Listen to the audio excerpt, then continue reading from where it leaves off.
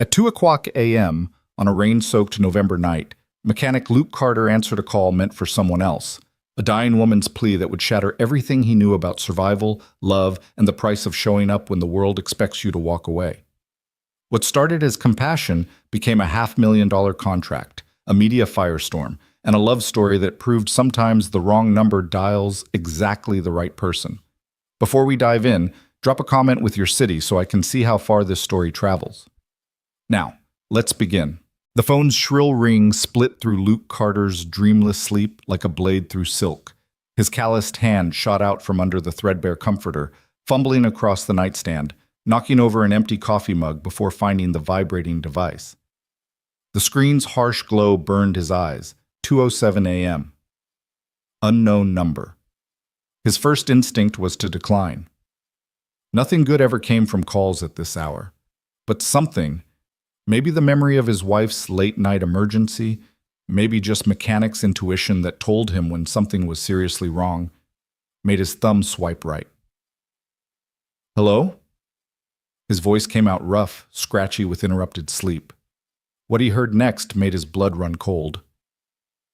James, a woman's voice, barely above a whisper, trembling with fear and pain. James, please, I'm so scared. I can't breathe right. Don't let me die alone, please. Room 302, Memorial, please, James. Luke sat bolt upright, his heart hammering against his ribs. The desperation in that voice. It was the sound of someone clinging to life by their fingernails. The sound of someone drowning in the dark. Ma'am, I think you have the wrong... Don't hang up, she gasped, and he could hear tears in those words. Please don't hang up. I'm so alone, it hurts to breathe. James, where are you? Luke's throat tightened. He should correct her, should tell her to call 911, should hang up and go back to sleep because he had to be at Martinez Auto Shop by 6:30, and Mia needed lunch money and the electric bill was already 3 days late. But all he could hear was another woman's voice from 10 years ago, weak and fading in a delivery room, whispering his name as the monitors screamed and the doctor shouted and the world ended and began simultaneously. I'm here, he said, his decision made in that instant. I'm here and I'm coming. Memorial Hospital, room 302. Yes, she breathed. Please hurry. I'm so scared. What's your name? Eleanor. A pause filled with labored breathing. Eleanor Vale. Eleanor, my name is Luke. I'm not James, but I'm coming anyway. Stay on the line with me. Can you do that? You're not James. No, ma'am, but I'm 15 minutes away and I'm leaving right now. He was already moving, yanking on yesterday's jeans, grabbing the first clean shirt his fingers found in the dark. His boots, still unlaced from when he'd kicked them off 6 hours ago, went on fast. Why? Her voice was so small. Why would you come for a stranger? Luke paused at his bedroom door, looking back at the phone on speaker on his bed. Because nobody should die alone. Nobody. He grabbed the phone, checking on Mia as he passed her room. His 10-year-old daughter was dead asleep, her dark hair spread across the pillow, one arm draped over the stuffed elephant her mother had given her the day she was born. Mrs. Chen next door had a key for emergencies. He'd be back before Mia woke up. He had to be. Eleanor, I'm getting in my truck now. Tell me what's happening. What's wrong? Cancer, she whispered as he fired up his ancient Ford F-150. Pancreatic. It's eating me alive. James was supposed to be here. He promised, but he's not coming. Nobody's coming. Luke pulled out of his parking spot in the cramped apartment complex, heading toward downtown Portland. Rain hammered his windshield, and the wipers beat a rhythm that matched his racing heart. I'm coming, he repeated. Keep talking to me. Tell me about James. My fiancé. Was my fiancé.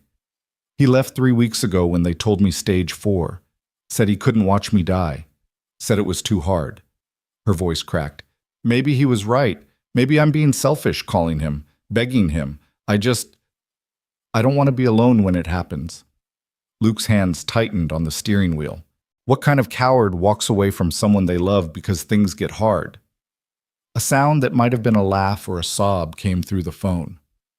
The realistic kind, maybe. Who wants to sign up for this? The chemo, the vomiting, the pain. I'm 29 years old and I look like I'm 60. My hair's gone. My body's eating itself. I'm not the woman he fell in love with." "Then he didn't love you," Luke said flatly. "He loved an idea of you. Love means showing up, especially when it's hard. Is that what you did? For someone?" Luke's jaw clenched. "My wife, Sarah, she died giving birth to our daughter. Complications. The doctors said there was nothing anyone could do, but I stayed. I held her hand until the very end. She shouldn't have had to go through that alone." Silence on the other end, except for Eleanor's ragged breathing. "I'm sorry," she finally whispered. "Don't be. She gave me the greatest gift anyone ever could. Our daughter, Mia. She's 10 now, smart as hell. Tougher than I'll ever be. You're a good father." "I try. Memorial's just ahead. I'm coming up to the entrance now." Luke pulled into the emergency parking area, not caring about the no parking signs. He grabbed his wallet and phone, jogging through the rain toward the automatic doors. The hospital at 2:30 a.m. was a study in institutional liminal space.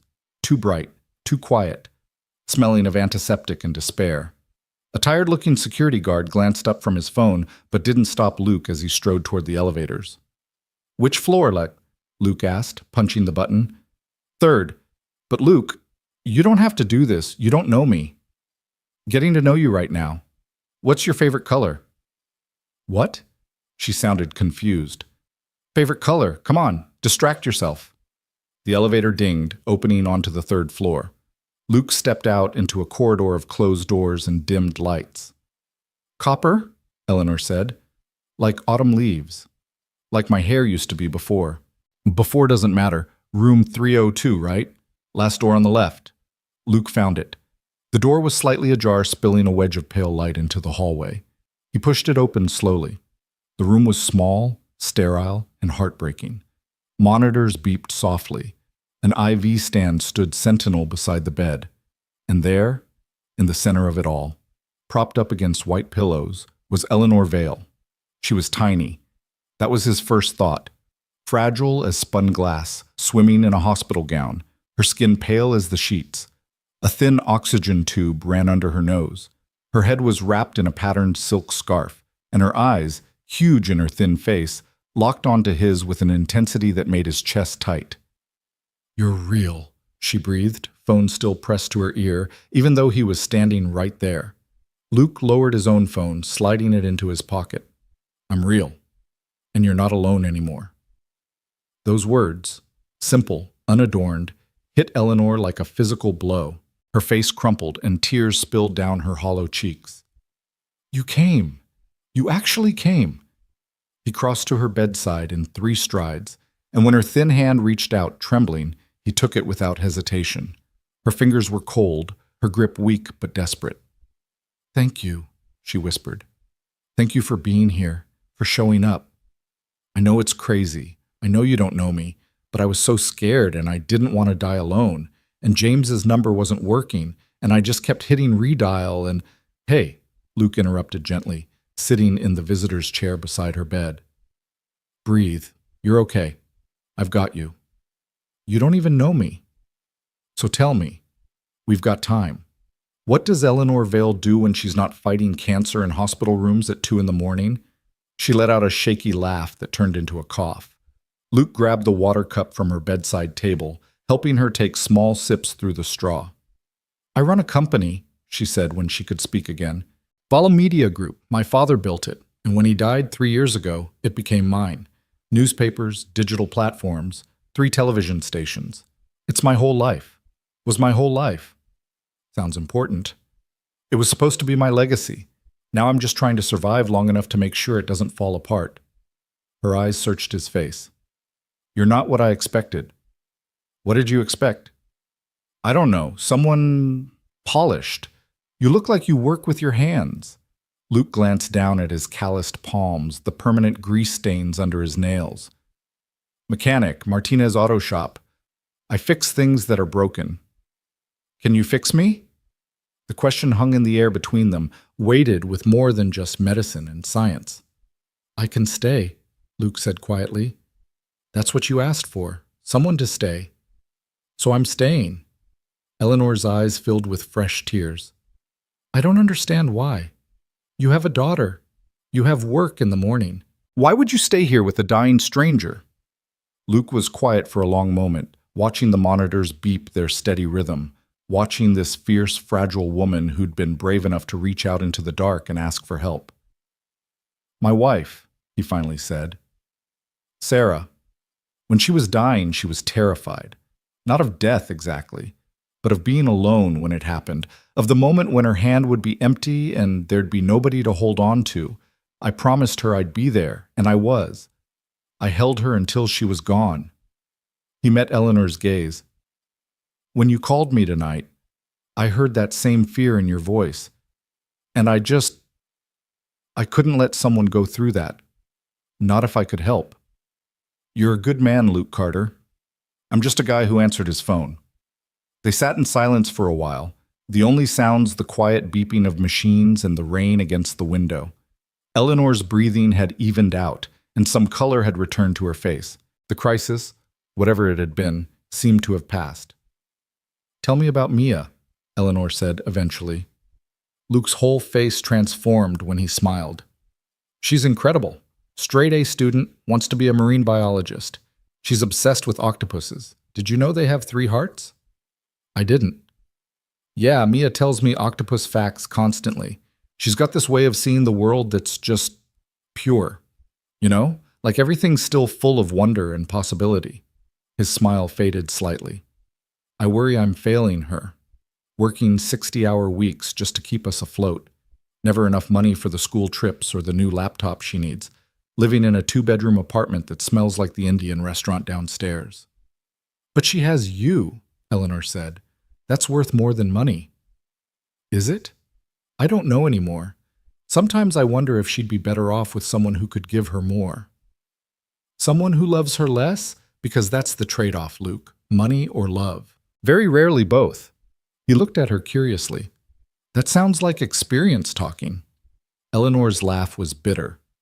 My father loved his company more than he loved me. My mother loved her social position more than anything else.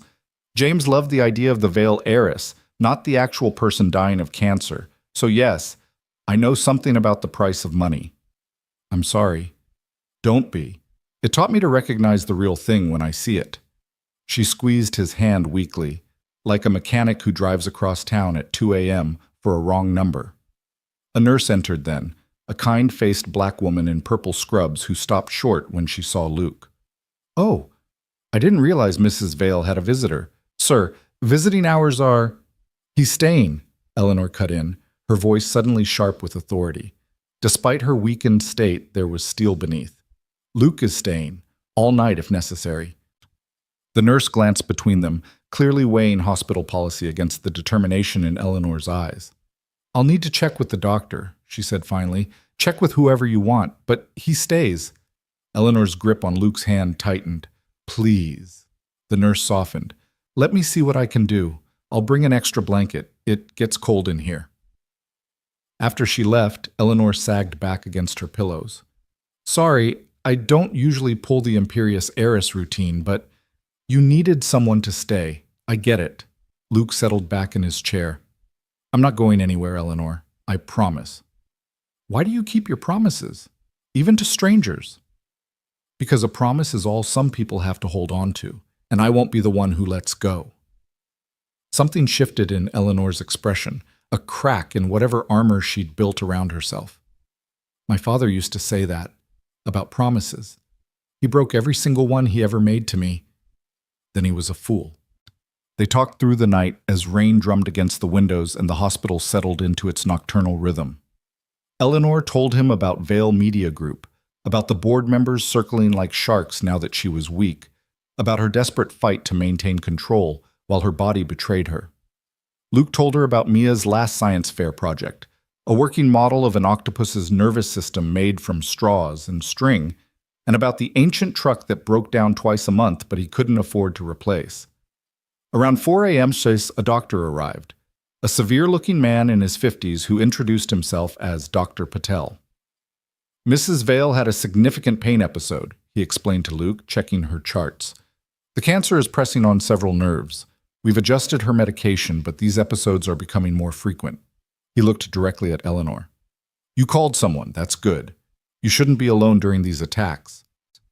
I called the wrong number, Eleanor said, glancing at Luke. Best mistake I ever made. Dr. Patel studied Luke for a moment. Well, wrong number or not, having support is crucial. Studies show that patients with strong social support systems have better outcomes, even if that support comes from... He trailed off, looking puzzled. A mechanic who answered his phone, Luke supplied. Right. Dr. Patel made some notes. Mrs. Vale, your next chemo session is Thursday. I want to see you in my office tomorrow, today rather, at 2 p.m. We need to discuss adjusting your treatment plan. After he left, Eleanor's eyes drifted closed. You should go, she murmured. Your daughter will wake up soon. Luke checked his phone, 4:47 a.m. Few more minutes. Rest. Luke? Yeah? Will you come back? After you take care of Mia, I know it's asking too much, but I'll come back, he said. Give me your number, your actual number. She recited it, and he programmed it into his phone. As he stood to leave, she caught his hand one more time. Nobody's ever just shown up for me before, she whispered, not without wanting something. Luke squeezed her hand gently. I don't want anything, Eleanor, except maybe to make sure you're okay. Her eyes searched his face, looking for the lie, the angle, finding nothing but sincerity. Then you're the first, she said. Luke made it home by 5:30, exhausted but wired. He quietly let himself in, checked on Mia, still sleeping peacefully, and stood in the shower letting hot water pound his shoulders while his mind spun. What had he just done? Driven across town for a stranger, sat in a hospital room all night with a woman he'd never met, made promises he barely understood. But when he closed his eyes, he saw Eleanor's face, the terror in her eyes when he'd first walked in, the relief when he'd taken her hand, the wonder when he'd stayed. Nobody should die alone. Nobody. He was toweling off when Mia's alarm started chirping. He heard her groan, then the pad of small feet heading to the bathroom. Dad? She called out. You're up early. Couldn't sleep, he said, which was true enough. How about pancakes for breakfast? Mia appeared in his doorway, dark hair sticking up at odd angles, wearing her favorite pajamas, the ones with cartoon octopuses. Really? On a school day? Why not? Live dangerously, she grinned, and Luke's heart squeezed. This kid, this perfect, amazing kid who deserves so much more than he could give her. They made pancakes together in their tiny kitchen, Mia chattering about the math test she had today and how her friend Zoe was moving to Seattle and how unfair it was that they couldn't have a pet octopus. They need saltwater tanks, baby, Luke explained, flipping a pancake. Those cost thousands of dollars. I know, Mia sighed dramatically. But when I'm a famous marine biologist, I'm going to have a whole house full of octopus tanks. Deal. I'll come visit and you can teach me octopus facts. Did you know they can taste with their arms? Like their suckers have chemoreceptors that... Luke's phone buzzed. He glanced at it, expecting the shop. It was Eleanor. Thank you for last night. I'm sorry for everything. You're a good man, Luke Carter. Take care of your daughter. His stomach dropped. That sounded like a goodbye. He dialed her number immediately. It rang 4 times before she answered. Eleanor, are you okay? Luke. She sounded surprised. I'm fine. Just wanted to thank you properly. Your text sounded like a suicide note. What? No, God, no, I'm not giving up. I'm trying to say thank you without being weird about having a stranger spend the night in my hospital room. Luke leaned against the counter, relief flooding through him. You're not weird, and I'm glad you called, even if it was the wrong number. Mia was watching him curiously, syrup dripping from her fork. Who's that? She mouthed. He held up a finger. 1 minute. Luke, I meant what I said in the text. You don't owe me anything. You showed up when I needed someone, and I'll never forget that, but I don't expect... What time's your appointment today? Luke interrupted. Silence. Dr. Patel said 2 p.m. I'll be there at 1:45. Luke, you can't just... Watch me. See you at 1:45, Eleanor. He hung up before she could protest, then found Mia staring at him with those sharp, too perceptive eyes. Who was that? She asked again. A friend who's going through a hard time. You don't have friends? Luke mock gasped. I have friends. You have Carlos from the shop and Mrs. Chen. That's not friends. That's coworkers and neighbors. When did you get so smart? I was born this way. Mia took another bite of pancake. Is your friend sick? Leave it to his daughter to cut straight to the heart of things. Yeah, Luke admitted. She's very sick. Cancer. Mia's face fell. Like Grandma? Sarah's mother had died of breast cancer when Mia was 6. She still remembered the funeral, the sadness. Similar, Luke said carefully. Is she going to die? I don't know, baby. The doctors are trying to help her. Is that why you're going to see her today? To help? Something like that. Mia studied him for a long moment. Okay, but you have to promise to come pick me up from school. We're doing dissection in science, and I want to tell you all about it. Deal, I promise. Luke dropped Mia at school, worked a brutal 6 hours at the shop, 2 oil changes, 1 transmission rebuild, and a brake job that should have been done 3,000 miles ago. Then cleaned up as best he could and headed to the address Eleanor had texted him. He expected a hospital, maybe a medical building. He did not expect the gleaming glass tower in downtown Portland's most expensive district, with Vale Medical Center etched in chrome letters above the entrance. Luke parked his beat-up truck between a Mercedes and a Tesla, feeling distinctly out of place. The lobby was all marble and modern art, with a receptionist who looked like she'd stepped out of a fashion magazine. I'm here to see Eleanor Vale, he told her. She has an appointment at 2. The receptionist's perfectly shaped eyebrows rose slightly as she took in his work clothes, clean but clearly not from any designer store. And you are? Luke Carter. She's expecting me. The receptionist typed something, her expression shifting from cool professionalism to barely concealed surprise. Of course, Mr. Carter. Ms. Vale left instructions that you be brought up immediately. 5th floor, Dr. Patel's suite. The elevator is to your right. The 5th floor was quieter, more intimate than the bustling lobby. Soft lighting, comfortable chairs, abstract paintings on the walls. This was where the wealthy came to discuss their mortality in climate-controlled comfort. He found the suite and gave his name to another receptionist, who immediately led him down a hallway to a private waiting room. Eleanor was there, sitting in a chair by the window, and Luke barely recognized her. She'd changed from her hospital gown into real clothes, expensive-looking dark slacks and a cream sweater that hung off her thin frame. The silk scarf was gone, replaced by a deep blue beanie that somehow made her huge eyes look even larger. She'd put on makeup, though it couldn't quite hide the hollows in her cheeks or the grayish tint to her skin. But she'd tried. That's what got him. She'd tried to look like herself, like the woman she used to be, and the effort was both heartbreaking and beautiful. You came, she said, standing carefully. I half thought you'd realize how crazy this is and stay away. I promised. I don't break promises. So I'm learning. She gestured to the chair beside hers. Dr. Patel is running late. Apparently being sick doesn't exempt you from waiting rooms. Luke sat, noticing how she moved, slow, careful, like everything hurt. How are you feeling? Truthfully, like I've been hit by a truck, but better than last night. She smiled slightly. Thanks to you. Eleanor Vale? A nurse stood in the doorway, clipboard in hand. Eleanor rose, and Luke stood with her automatically. Oh, the nurse said, glancing between them. Will your friend be joining you? Eleanor looked at Luke, and in her eyes, he saw the question she was really asking. Will you? If that's okay, Luke said. More than okay. Eleanor's hand found his, briefly, gratefully. He's with me. Dr. Patel's office was warm, filled with books and family photos. The doctor himself looked less severe here, more human. Eleanor, he greeted, then nodded at Luke. Mr. Carter, good to see you again. They settled into chairs across from his desk while Dr. Patel pulled up scans on his computer screen.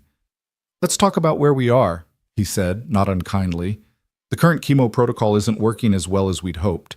The tumor markers are up, and the latest CT scan shows progression rather than regression. Eleanor's hand tightened on the arm of her chair. Luke saw her knuckles go white. How much progression? She asked, her voice steady despite everything. Significant. I'm recommending we change to a more aggressive protocol. It will be harder on you, more side effects, more fatigue, but it's our best shot at slowing this down. Slowing it down. Eleanor's laugh was hollow, not stopping it. Dr. Patel's face was kind but firm.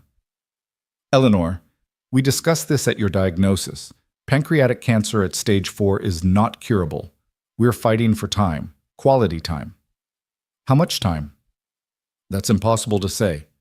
With this new protocol, if it works, maybe 6 months to a year, possibly more with luck and your body's cooperation. 6 months to a year. Luke felt the words land like physical blows. He'd known Eleanor was sick, had seen it written in every line of her body last night, but hearing the timeline laid out so starkly was different. This woman who'd reached out in the dark, who'd asked him not to let her die alone, would be lucky to see next summer. And if I don't do the new protocol? Eleanor asked. Eleanor? How long, Dr. Patel? The doctor sighed. Maybe 3 months. Less if you have another crisis like last night. Eleanor nodded slowly, taking it in. Luke wanted to say something, do something, but what were words against that kind of sentence? Start the new protocol, Eleanor said finally. When? We can begin Thursday. But Eleanor, you need to prepare yourself. This is going to be brutal. You'll need support. Someone to drive you to and from treatments, help you at home when the side effects hit, be there in case of emergencies. Dr. Patel glanced at Luke. Do you have that support? Eleanor's laugh was brittle. My parents are dead. My fiancé left. My friends all vanished when the word cancer entered the conversation. The board members at my company are more interested in my stock options than my survival. So no, Dr. Patel, I don't have support. I have Luke, who answered a wrong number last night, and I can't exactly ask him to. I'll do it, Luke heard himself say. Both Eleanor and Dr. Patel stared at him. You'll… what? Eleanor asked. I'll be your support. Drive you to treatments, help you out, whatever you need. Luke, you can't. You have a job, a daughter, a life. And you have cancer and nobody. He turned to face her fully. Look, I don't fully understand why, but I can't just walk away now. Not after last night. Not after this. Let me help. You don't even know me. Then I'll get to know you. Dr. Patel cleared his throat. This is unconventional. But Eleanor, he's right. You need someone. If Mr. Carter is willing, he's not willing. He's being nice. There's a difference. Eleanor's eyes shone with unshed tears. Luke, I appreciate what you did last night more than you'll ever know, but I can't ask you to upend your life for a stranger who's probably going to die anyway. You're not asking. I'm offering. There's a difference. Luke met her gaze steadily. And you're not going to die. Not if I have anything to say about it. That's not how cancer works. Maybe not, but that's how promises work. And I promised you wouldn't be alone. I'm keeping that promise. Silence filled the office. Dr. Patel watched them both with something like wonder on his face. You're insane, Eleanor finally whispered. Probably. But I'm also here. So what's it going to be? She stared at him for a long moment, searching his face for the crack in the armor, the ulterior motive, finding nothing but stubborn compassion. Okay, she breathed. Okay, if you're serious, I am. Then yes, I'd be grateful for the help. Dr. Patel nodded, making notes. Excellent. Eleanor, I'll have my nurse coordinator reach out with the new protocol schedule. Mr. Carter, I'll need your contact information as well. You'll be listed as Eleanor's primary emergency contact.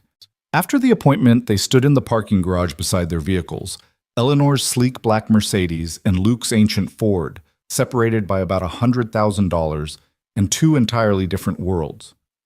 I should pay you, Eleanor said abruptly. For your time, gas money, lost wages from work. Luke's jaw tightened.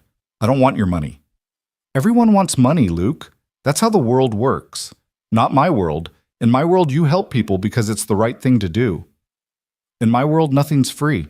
Everything has a price. Eleanor leaned against her car, suddenly exhausted. I don't know how to accept kindness without compensation. Then learn. Consider it part of your treatment. A ghost of a smile crossed her face. You're very stubborn. Runs in the family. Mia's worse.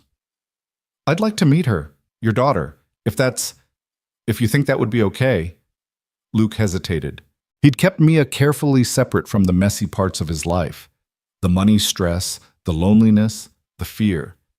But something about Eleanor made him want to say yes. Let me think about it, he said. She's been through a lot. Lost her mom, lost her grandmother to cancer. You don't want her to get attached to someone else who's dying. Eleanor's voice was matter of fact. I understand. It's okay. Eleanor, no, really, it's fine. You're already doing more than anyone has a right to ask. She pulled her car keys from her purse. Thank you, Luke, for being here. For being you. Thursday at what time? 10 a.m. But Luke, you don't have to. Thursday at 10. I'll be here. He started toward his truck, then turned back. And Eleanor, you're going to beat this. I don't care what the statistics say. You're tougher than you look. She laughed, the sound surprised and genuine. How would you know? You just met me. Because anyone strong enough to reach out for help in their darkest moment? Anyone brave enough to keep fighting when everyone else has given up? That person doesn't quit. And I don't help quitters. Eleanor's eyes gleamed with tears. You're going to make me cry again. And I've already cried more in the last 24 hours than the last 5 years combined. Then I'm doing my job right. He drove away, watching her in his rearview mirror, this small, fierce woman standing alone in a parking garage, fighting a war against her own body. He didn't know yet that this moment would change everything. Didn't know that showing up, just showing up, would spiral into something bigger than both of them. Didn't know that the wrong number would become the rightest thing in his life. But he'd made a promise, and Luke Carter kept his promises, even when they led him places he never expected to go, even when they cost more than he thought he could pay, even when they meant holding tight to someone who was slipping away. Because sometimes just being there, just showing up, was the only miracle available, and sometimes that was enough. Thursday morning arrived wrapped in gray mist, the kind of Portland weather that made everything feel muted and distant. Luke had already dropped Mia at school, endured her relentless questions about where he was going and why he seemed distracted, and now sat in the Vale Medical Center parking lot, 10 minutes early, watching expensive cars glide into reserved spots. His phone buzzed. Eleanor, I'm here. 3rd floor infusion center. You really don't have to stay for the whole thing. It takes 4 hours. Luke typed back. See you in 2 minutes. The infusion center was nothing like he'd expected. Instead of the institutional bleakness of the hospital where his mother-in-law had received her treatments, this place looked like a high-end spa. Private rooms with recliners, each with its own window, soft lighting, and enough space that you didn't feel like you were in a medical facility at all. Money, Luke thought, could even make dying look comfortable. Eleanor was already settled in a recliner by the window, an IV port visible in her thin arm. She wore soft clothes, yoga pants, and an oversized sweater, and looked impossibly small against the chair's bulk. A nurse was adjusting the IV line, checking monitors, moving with the practiced efficiency of someone who did this dozens of times a day. Luke, Eleanor said, surprise evident in her voice despite the text exchange. You actually came. Told you I would. He took the visitor's chair beside her, noting the way her fingers gripped the armrest. How are you feeling?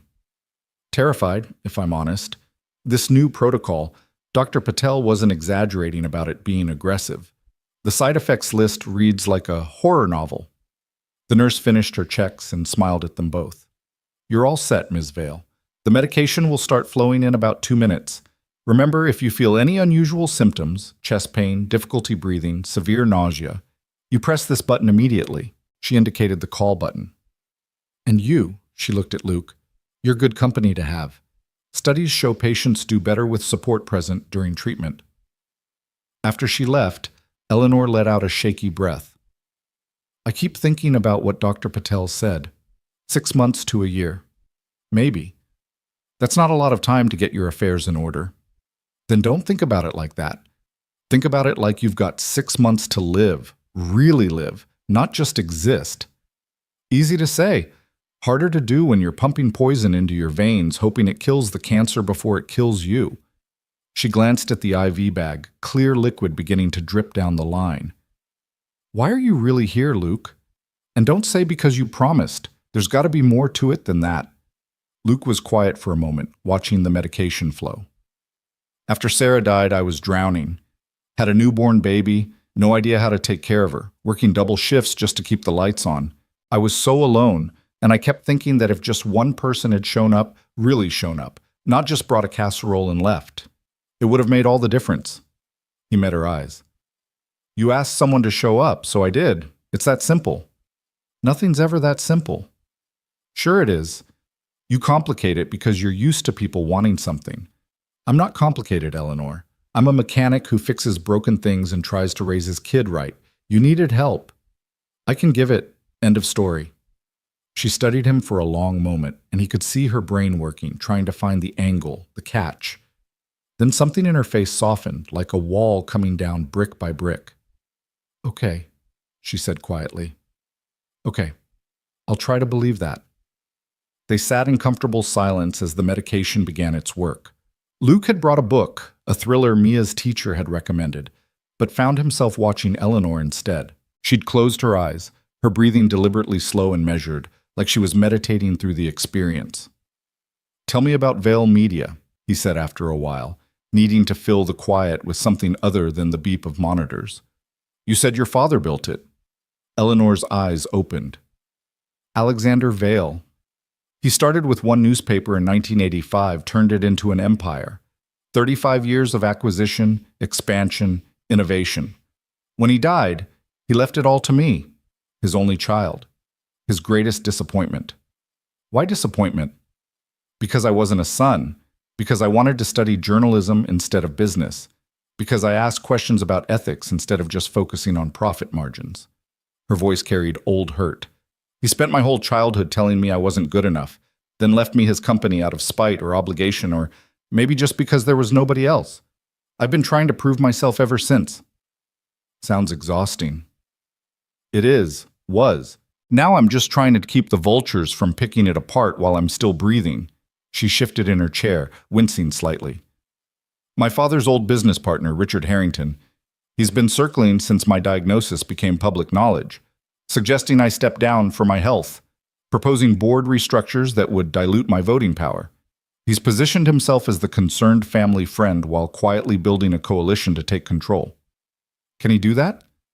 If I'm deemed unfit to lead, yes, and what's more unfit than dying of cancer? Eleanor's laugh was bitter. The board meets in 3 weeks to vote on his proposal. I have enough shares to block it, but only if I'm there to vote. If I'm too sick to attend, if I'm in the hospital, my proxy votes get distributed according to company bylaws, which Harrington helped write. Luke frowned. That's not just business, that's predatory. Welcome to corporate America. The weak get devoured. She turned to look at him. I need to be at that meeting, Luke. I need to walk in there looking strong, capable, in control. Even if it's a lie. Even if I'm falling apart inside. Because if I lose Vale Media, I lose the only thing I have left of my father. The only thing that proves I was worth something. You're worth something without a company. Am I? What am I without Vale Media? A dying woman with no family, no friends, no legacy. At least with the company, I matter. My voice matters. The journalists we employ, the stories we tell, the truth we uncover, that matters. The passion in her voice made Luke sit up straighter. This wasn't about money or power for Eleanor. It was about purpose, about leaving something behind that meant something. Then we'll get you to that meeting, he said. Whatever it takes. We? She raised an eyebrow. Luke, you've already done more than 3 weeks from now. What day? Eleanor sighed, recognizing the futility of arguing. Thursday, November 21st, 2 p.m. at Vale Tower, downtown. Put it on my calendar. I'll be there. To do what? Hold my hand while the board eats me alive? If that's what you need, or I can just drive you there and wait outside. But you won't go through it alone. That's the deal. There is no deal, Luke. You don't owe me anything. Maybe I owe it to myself. Did you think of that? He leaned forward, elbows on his knees. Maybe I need to do this as much as you need someone to do it. Maybe showing up for you helps me make sense of not being able to show up for Sarah in other ways. Maybe this is how I process grief and guilt and all the messy stuff I've been shoving down for 10 years. Eleanor's eyes widened. That's the most honest thing anyone said to me in months. Good. Then we understand each other. This helps both of us. Stop trying to push me away because you think you're protecting me. I am trying to protect you. People around me get hurt, Luke. My mother drank herself to death trying to live up to my father's standards. My father worked himself into a heart attack. James left me rather than watch me die. I'm toxic. You're sick. There's a difference. Is there? She looked away, out the window where rain had started to fall. Sometimes I think the cancer is just karma. Payment for all the times I put the company ahead of everything else. All the relationships I sacrificed. All the moments I missed because I was chasing my father's approval. Cancer isn't karma. It's just bad luck and worse biology. Stop trying to make it mean something. They fell silent again. The medication dripped steadily. Outside, the rain intensified, streaking the windows, turning the world watery and indistinct. After about an hour, Eleanor's eyes started to drift closed. Talk to me, she murmured. Tell me something good. Something that isn't about sickness or death or corporate warfare. Luke thought for a moment. Mia's science project. She's building a model of a coral reef ecosystem. Spent her entire allowance at the craft store on materials. Our apartment looks like a marine biology lab exploded. What's the reef about? Climate change, ocean acidification. She's 10 years old and already knows more about environmental science than most adults.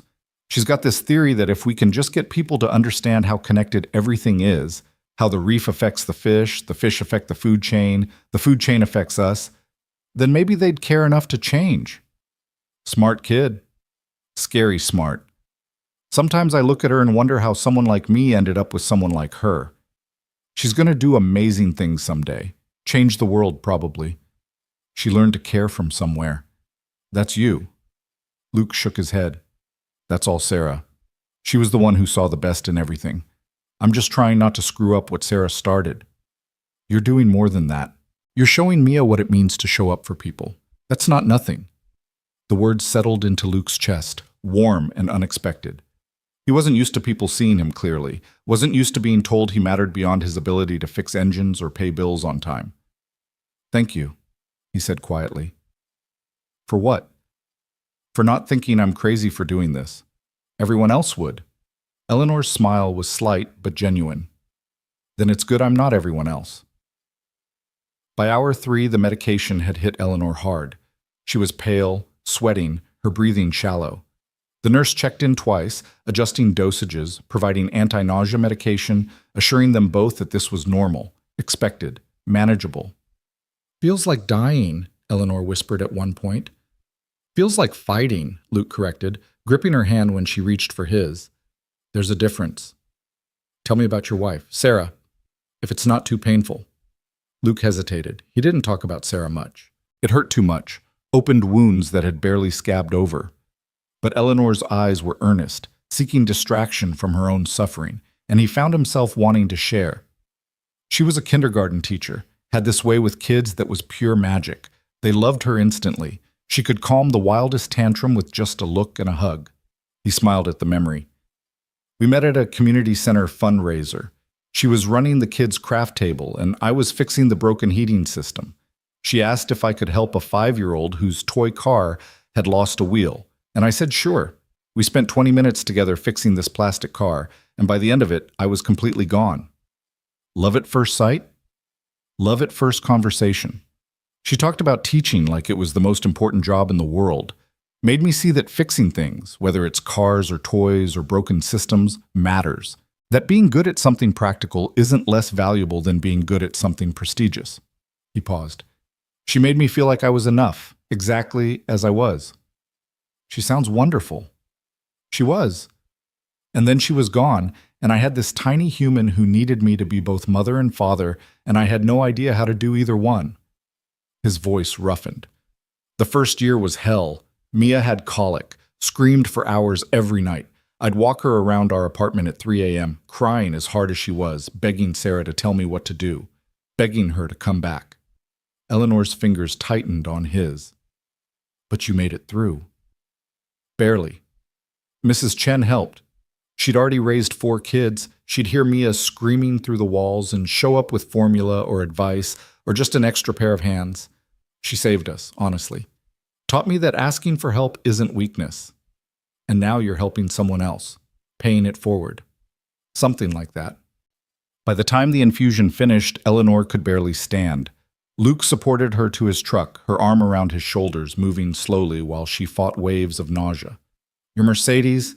She mumbled. Can't leave it. I'll come back for it tomorrow. Right now I'm getting you home. What's your address? She recited it, and Luke's eyebrows rose. West Hills, the most exclusive neighborhood in Portland. Of course. The drive took 20 minutes through winding roads lined with massive houses hidden behind gates and hedges. Eleanor's home was a modern masterpiece of glass and stone, all clean lines and expensive taste, perched on a hillside with views of the city below. Jesus, Luke breathed. You live here alone? Mostly. I have a housekeeper who comes 3 times a week, gardeners, a personal assistant who works remotely now that I'm sick. Eleanor fumbled with her keys. It's too big. My father built it for entertaining clients. I just live here because it's easier than selling. Inside was even more impressive. Soaring ceilings, minimalist furniture, art that probably cost more than Luke's annual salary. But it felt cold, empty. A showcase, not a home. Bedroom? Luke asked, still supporting most of Eleanor's weight. Upstairs, first door on the left. He helped her up the curved staircase, down a hallway, into a master suite that was bigger than his entire apartment. The bed was enormous, dressed in white linens that probably cost a fortune. Floor-to-ceiling windows overlooked the city. A sitting area, a fireplace, an attached bathroom done in marble and brass. Eleanor collapsed onto the bed, still fully clothed. I'm sorry. I'm so sorry. You shouldn't have to see me like this. Stop apologizing. Wear your pajamas. Second drawer, but Luke, I can manage, which is why you just tried to get into bed wearing jeans. Humor me. He found soft cotton pants and a t-shirt, left them on the bed. I'll wait outside while you change. Yell if you need help. 5 minutes later, Eleanor called out weakly, and Luke returned to find her changed but struggling with the blankets. He helped her settle in, found extra pillows to prop her up since lying flat made the nausea worse, filled a glass of water from the bathroom. Medication, Eleanor said. Bathroom counter, the white bottle. 2 pills. He brought them, watched her swallow them with tiny sips of water. I'm going to be sick, she said suddenly, and Luke grabbed the wastebasket just in time. He held her hair, what little there was under the beanie, while she retched, rubbed her back, murmured meaningless comfort. When the worst passed, he brought a damp washcloth, helped her clean up, got her settled again. This is humiliating, Eleanor whispered, tears streaming down her face. You shouldn't have to do this. My daughter had stomach flu last winter, vomited for 3 days straight. This is nothing. He sat on the edge of the bed. Besides, this is what showing up looks like. It's not always pretty, but it's real. How are you real? How are you just here, doing this like it's normal? Because someone did it for me once, and because you needed help and I could give it. That's all there is to it, Eleanor. She closed her eyes, exhausted. Stay, she breathed. Please don't leave yet. I'm scared. I'm not going anywhere. I'll be right here. He pulled a chair from the sitting area to her bedside, settled in for the long haul. Eleanor's hand found his, weak but insistent, and he held on while she drifted into an uneasy sleep. Luke pulled out his phone, texted Mrs. Chen that he'd be late picking up Mia from school, asking if she could grab her instead. Mrs. Chen's response was immediate. Of course. She's fine. Take care of your friend. His friend. Was that what Eleanor was becoming? He barely knew her. 72 hours ago, he'd never heard her name. Now he was sitting in her bedroom, holding her hand while she slept off chemo, making promises he barely understood. But when he looked at her face, peaceful in sleep, the lines of pain temporarily smoothed, he didn't regret it, not even a little. His phone buzzed again. Mia. Mrs. Chen picked me up. She says you're helping your friend. Is she okay? Luke typed back. She's going to be. Home for dinner. Love you. Love you too, Dad. You're a good person. The words hit harder than they should have. Luke stared at his daughter's text, feeling the weight of it. He wanted to be good, wanted Mia to see him as someone worth admiring. Maybe that's what this was really about. Not just helping Eleanor, but proving to himself and his daughter that goodness still mattered in a world that often felt too hard and cold. Eleanor slept for 3 hours. When she woke, the worst of the nausea had passed, leaving her weak but clear-headed. You're still here, she said, blinking in the dimming afternoon light. Told you I would be. How are you feeling? Like I was hit by a truck, then the truck backed up and hit me again. But better than before. She struggled to sit up, and Luke helped adjust the pillows. What time is it? Almost 5. I need to head home soon. Mia's doing homework with Mrs. Chen, but I promised I'd be back for dinner. Of course, go. Thank you for today. For all of it. Eleanor paused. Luke, about the board meeting, I was serious. I need to look strong, healthy. I can't walk in there looking like this. She gestured at herself. They'll use it as proof I'm unfit. 3 weeks is a long time. This protocol might start working by then. Or it might make things worse. Dr. Patel said the first month is the hardest. She took a shaky breath. I need you to do something for me, something bigger than just driving me to appointments. Name it. I need you to be with me, publicly, as my partner. Luke stared at her. What? Hear me out. Harrington and the board, they're using my isolation against me. No family support, no personal relationships. It makes me look vulnerable, unstable. But if I have someone real standing beside me, it changes the narrative. Shows I'm not alone. Shows I'm still living my life, not just surviving. Eleanor, that's crazy. We barely know each other. I know, but it works. The public loves a love story, a billionaire heiress and a regular guy who showed up when she needed him most. That's gold. It would give me leverage, protection, make it harder for Harrington to paint me as weak. Luke stood, pacing to the window. You want me to lie, to pretend we're together. I want you to help me keep my company. And yes, that means some public appearances, some photos, letting people draw their own conclusions. Eleanor's voice was urgent now. I'll pay you $500,000 for 6 months. Just be by my side at key moments. Help me look strong. That's all I'm asking. 500,000? Eleanor, I can't take your money for pretending to care about you. Why not? You already care. I can see it. This just makes it official.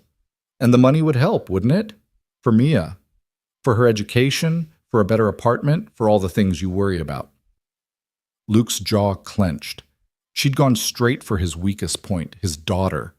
The money would change everything. Mia's college fund, a real house, security he'd never been able to provide. I don't want to be bought, he said quietly. You're not being bought. You're being compensated for your time, for the work of standing beside someone fighting cancer, for the emotional labor of showing up. Eleanor's voice softened. Please, Luke, I'm not asking you to fall in love with me.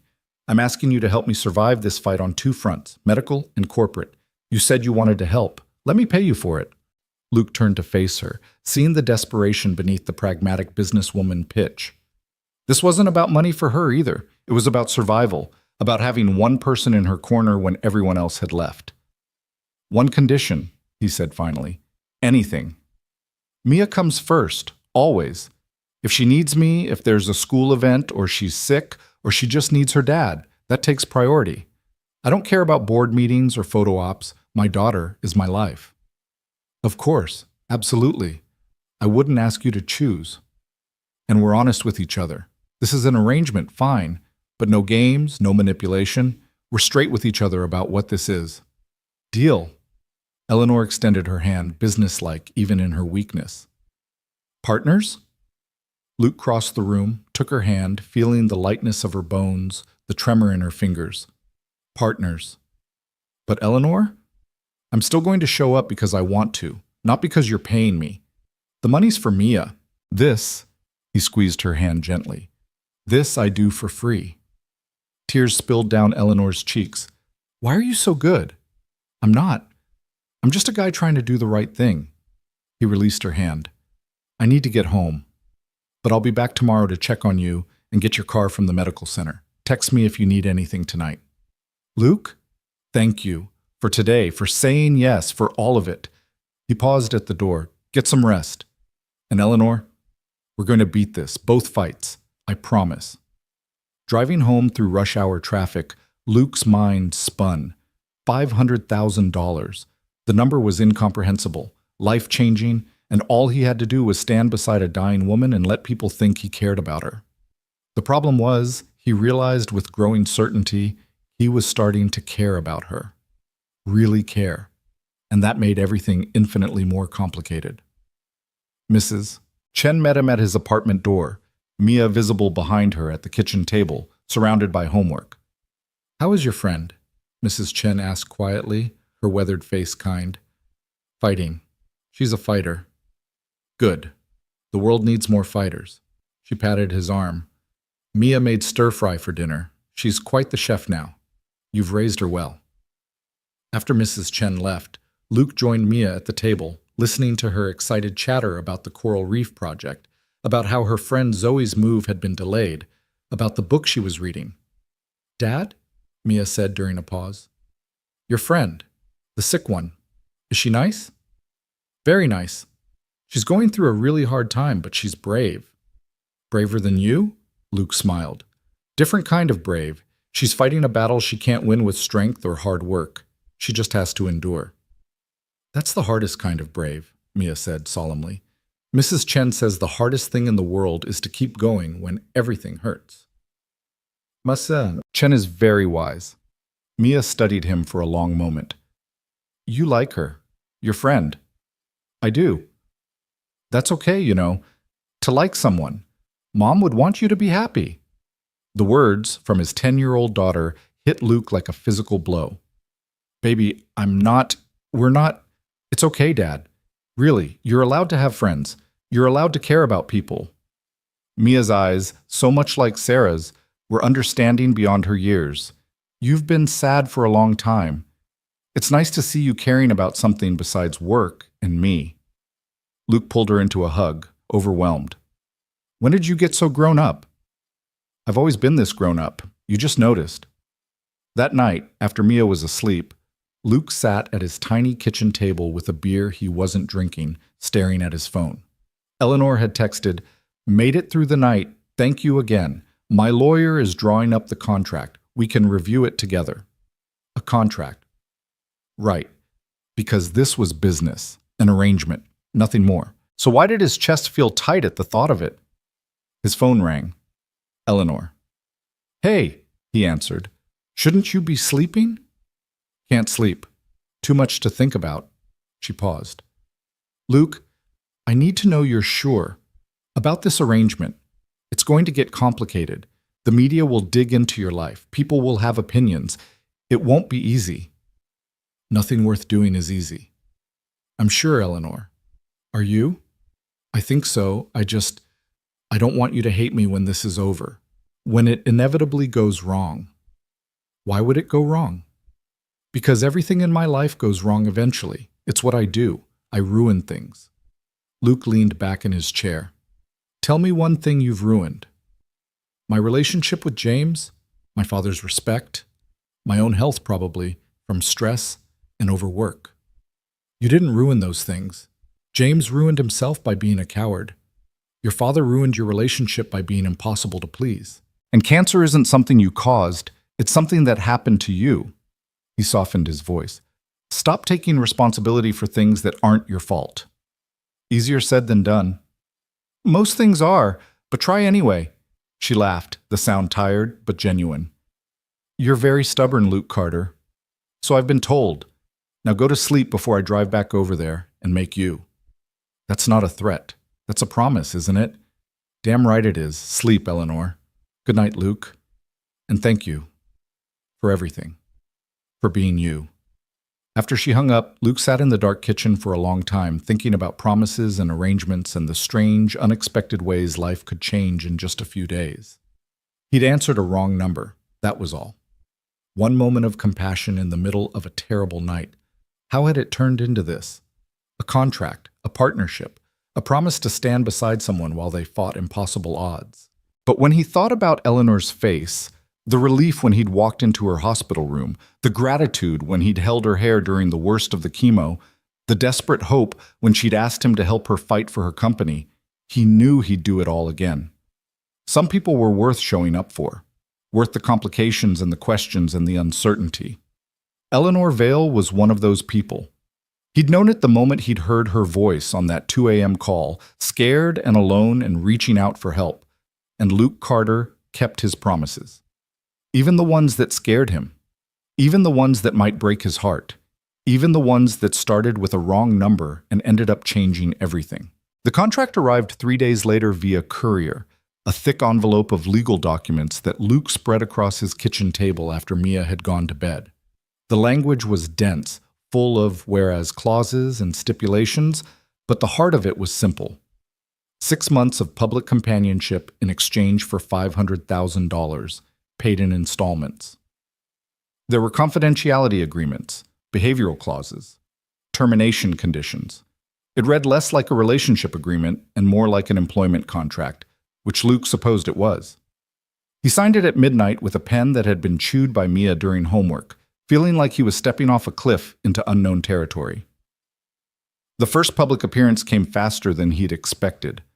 Eleanor called him on Saturday morning, her voice stronger than it had been since the chemo. "There's a charity gala tonight. Vale Media is a major sponsor. I need to be there, and I need you with me." Luke looked around his apartment, at the pile of laundry waiting to be folded, at Mia's art project spread across the coffee table. "Tonight? Eleanor, I don't even own a suit. I'm sending a stylist to your place at 2. He'll handle everything. And Luke, bring Mia if you want. There's a kids program during the dinner. She'd be well supervised, and maybe it's time she met me properly." After they hung up, Luke stood in his tiny living room feeling the weight of what he'd agreed to. A charity gala, photographers, Portland's elite, and him, a mechanic from the wrong side of town, pretending to be worthy of Eleanor Vale. "Dad?" Mia emerged from her bedroom, still in pajamas, her hair a wild tangle. "Who was that?" "Eleanor. My friend.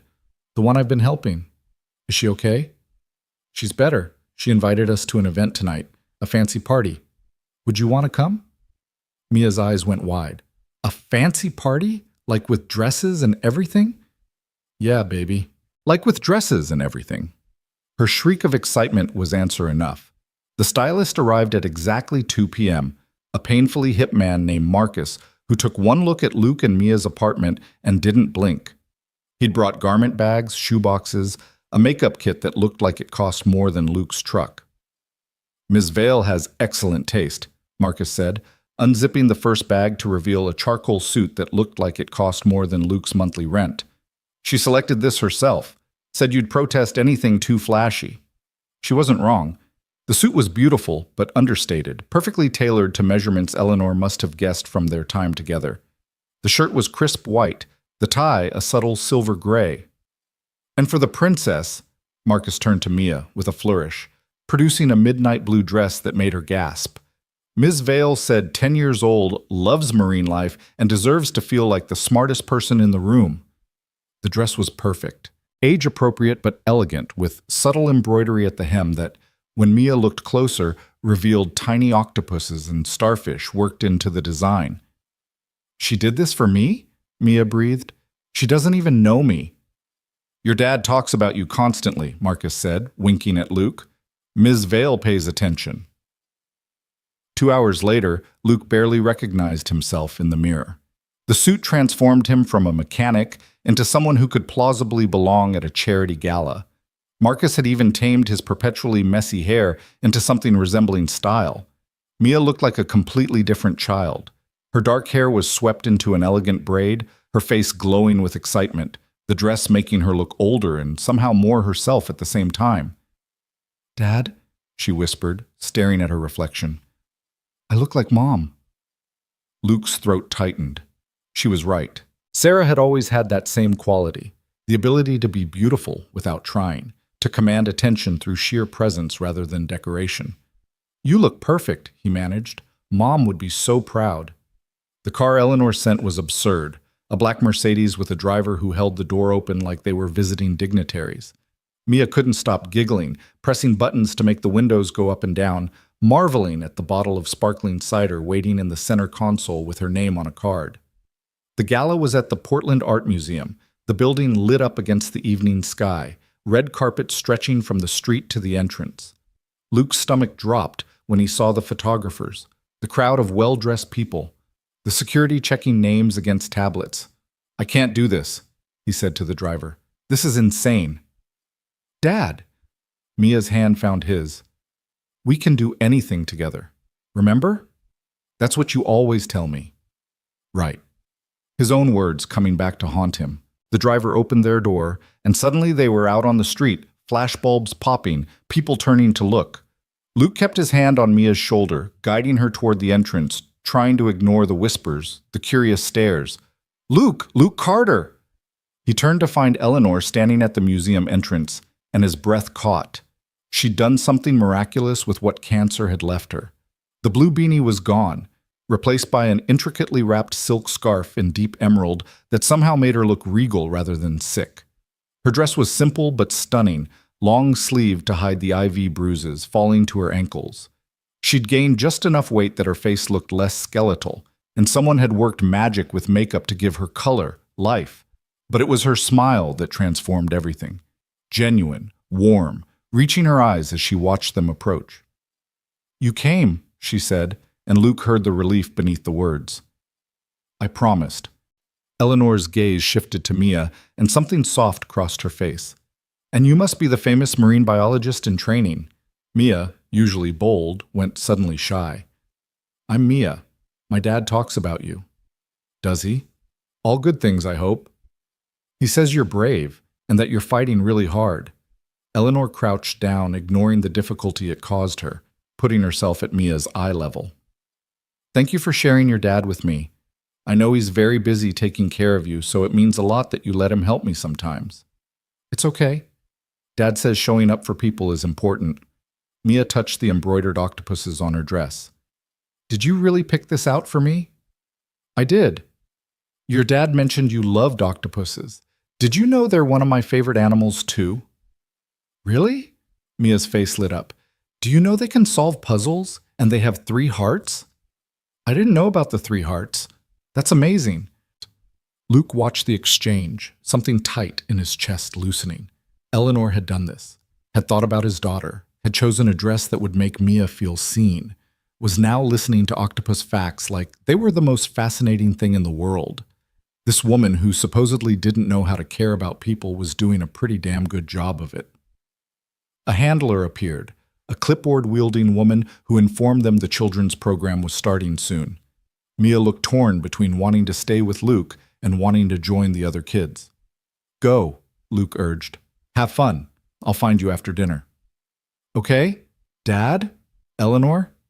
You both look really nice together." Then she was gone, swept into a group of children being led toward another wing of the museum. Eleanor straightened slowly, and Luke offered his arm without thinking. She took it, leaning more heavily than she probably wanted him to notice. "That's quite a daughter you have," she said as they moved toward the gala entrance. "She's the best thing I ever did. She thinks we look nice together." "She's 10. She thinks everyone looks nice together." Eleanor's laugh was soft. "Fair enough. Ready to face the wolves?" "Do I have a choice?" "Not really, but I'll be right beside you. Just follow my lead, smile at the right people, and for God's sake, don't let Richard Harrington get you alone." "The board member trying to take your company?" "The very same. He'll be here, probably sharpening his knives as we speak." The museum's main hall had been transformed into something out of a fairy tale. Crystal chandeliers, white tablecloths, flower arrangements that probably cost more than Luke's monthly salary. Portland's wealthy and powerful filled the space, champagne glasses in hand, laughter echoing off the marble floors. And every single one of them turned to stare when Eleanor walked in on Luke's arm. The whispers started immediately. Luke didn't need to hear the words to know what people were saying. Who was he? Where had he come from? What was Eleanor Vale doing with someone so obviously beneath her station? "Ignore them," Eleanor murmured, her grip tightening on his arm. Let them wonder. It's good for my image, shows I'm still living my life. A photographer approached, asking for a photo. Eleanor smiled that public smile, the one that didn't quite reach her eyes, and Luke tried to look natural while cameras flashed. Ms. Vale, who's your date tonight? This is Luke Carter, Eleanor said smoothly. He's been an incredible support during a difficult time. Are you two together? We're here together tonight. That's what matters. It was a non-answer that would let people draw their own conclusions, brilliant and infuriating at once. They made their way through the crowd, Eleanor stopping to greet sponsors and board members, introducing Luke each time with that same careful vagueness. He shook hands, smiled, tried not to feel like an imposter in borrowed clothes. Then a man approached who made Eleanor's whole body tense. Tall, silver-haired, wearing a suit that probably cost more than Luke's truck, with sharp eyes and a smile that didn't reach them. Eleanor, the man said warmly, you look wonderful. We were all so worried when we heard about your health struggles. I'm managing, Richard. Thank you for your concern. Eleanor's voice was ice wrapped in politeness. Luke, this is Richard Harrington. He serves on Vale Media's board. Richard, this is Luke Carter. Harrington's handshake was calculated to intimidate, too firm, too long. Carter, what do you do? I fix things, Luke said simply. How wonderfully vague. Fix things for Eleanor, I assume. I fix cars. I'm a mechanic.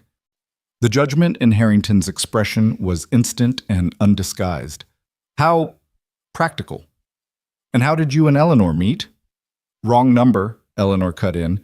Luke answered his phone when he didn't have to. We've been friends ever since. Friends? Harrington's smile was knowing. How nice that you have someone to lean on during this challenging time. Speaking of which, how are you feeling?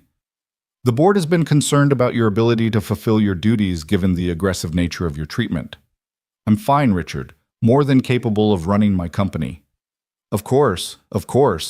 But we have to think about Vale Media's future, about succession planning, about what happens if, God forbid, your health takes a turn. His eyes flickered to Luke, dismissive. You understand, I'm sure, that sometimes love and business have to be kept separate. There's nothing to understand, Eleanor said coolly. I'll be at the board meeting on Thursday, as planned. My voting shares remain very much under my control. Now, if you'll excuse us, I see someone I need to speak with. She steered Luke away, her breathing slightly labored, spots of color high on her cheeks. That son of a bitch, she muttered, once they were out of earshot. Did you hear him? Practically measuring me for a coffin while concern trolling about the company's future. He's scared of you, Luke observed. People don't fight that hard to take something from someone unless they're afraid of what that person can do. Eleanor looked at him sharply. That's surprisingly insightful. I've dealt with guys like him before. Different context, same energy. They see weakness and they pounce. The trick is not showing weakness. Easier said than done when your body is actively betraying you. Luke guided her toward a quieter corner away from the crowd. You're doing fine. Better than fine. You walked in here looking like you owned the place because you kind of do. And having me on your arm, it's working. I can see it in how people are looking at you differently, not with pity, with curiosity, with the understanding that you're still a force to be reckoned with. Is that what you are? My proof of life? I'm whatever you need me to be tonight. That was the deal. Eleanor studied his face for a long moment. Why doesn't this feel like a deal anymore? Before Luke could answer, dinner was announced. They found their assigned table, front and center as befitted Vale Media's sponsorship status, and settled in for 4 courses of food Luke couldn't identify and wine he was too nervous to drink much of. The people at their table were polite but probing.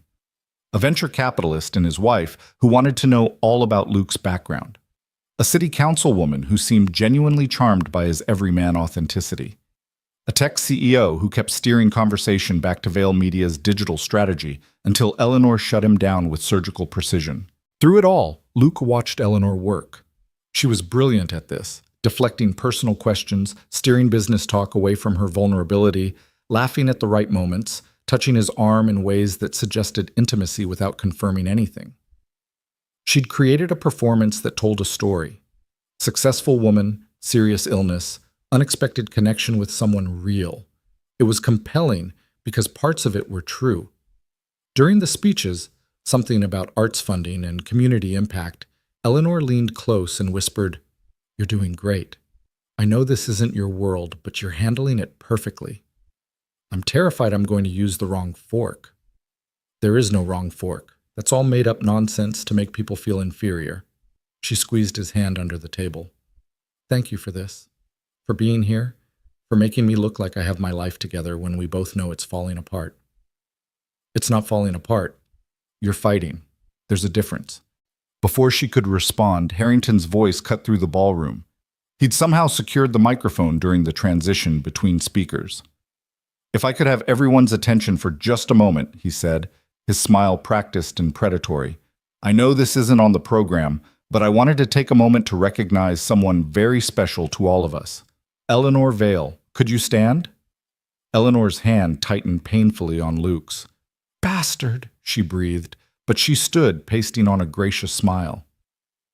"Eleanor has been through so much these past months," Harrington continued, his voice dripping with false concern, fighting an incredibly difficult illness while trying to maintain her responsibilities to Vale Media. "We're all inspired by her courage." He paused, letting the words sink in. "But we also recognize that sometimes the bravest thing we can do is accept help, accept that we can't do everything alone, that there are people ready and willing to carry the burden so we can focus on what's most important, our health, our recovery." The room had gone silent. Everyone understood what Harrington was really saying. "Step down, Eleanor. Let us take over while you die quietly." Eleanor's face was a mask, but Luke could see the fury beneath. This was a public ambush designed to make her look weak, to make any protest seem ungracious. Without thinking about the consequences, Luke stood. He had no microphone, no platform, but his voice carried in the sudden quiet. "Mr. Harrington is right about one thing," Luke said, every eye in the room turning to him. "Eleanor has been incredibly brave, but not just because she's fighting cancer. She's brave because she's doing it while men like him circle her company like vultures, using her illness as an excuse to take what she built." He looked directly at Harrington. "I'm just a mechanic. I fix broken things for a living. And from where I'm standing, the only thing broken about Vale Media is the people trying to break it." The room erupted. Some people started clapping. Others looked scandalized. Harrington's face had gone purple. Luke sat down, his heart hammering, wondering if he'd just destroyed everything. Eleanor's hand found his under the table, squeezing hard. "You beautiful idiot," she whispered. "You just declared war on one of the most powerful men in Portland. He started it. He's going to make you pay for that. Let him try." The dinner broke up shortly after, the evening's polite veneer shattered by the confrontation. People approached their table in waves, some to congratulate Luke's boldness, others to warn Eleanor that she was playing with fire, a few to inform them both that they'd just made themselves targets. Through it all, Eleanor held her head high, gracious and composed, while Luke stood beside her wondering what the hell he'd just done. When they finally escaped to the museum's side entrance where their car waited, Eleanor sagged against him, the evening's toll finally showing. "That was either the bravest or stupidest thing I've ever seen," she said. "Probably both. Harrington's going to come after you now, after both of us. He'll dig into your life, look for anything he can use to discredit you, try to make our relationship look fake or opportunistic." "It is fake and opportunistic. We have a contract." "Yes, but nobody else knows that. And if Harrington finds out, if he can prove I paid you to be here," Eleanor's voice shook, "it would destroy everything, prove I'm exactly the desperate, manipulative person he's claiming I am." Luke turned her to face him, his hands on her shoulders. "Listen to me. What we have isn't fake. The contract is just paperwork. But you and me? This friendship? That's real. I showed up because I wanted to. I stood up to Harrington because he was attacking someone I care about, not because you're paying me. Because it was the right thing to do." "You care about me?" Eleanor's voice was small, uncertain. "Of course I do. You think I spend my free time in chemo wards for just anyone?" Tears spilled down her cheeks, destroying the careful makeup. "Nobody cares about me. Not really. They care about my money or my company or what I can do for them. But nobody just cares." Well, I do. Get used to it. She laughed through the tears, and before Luke knew what was happening, she was hugging him.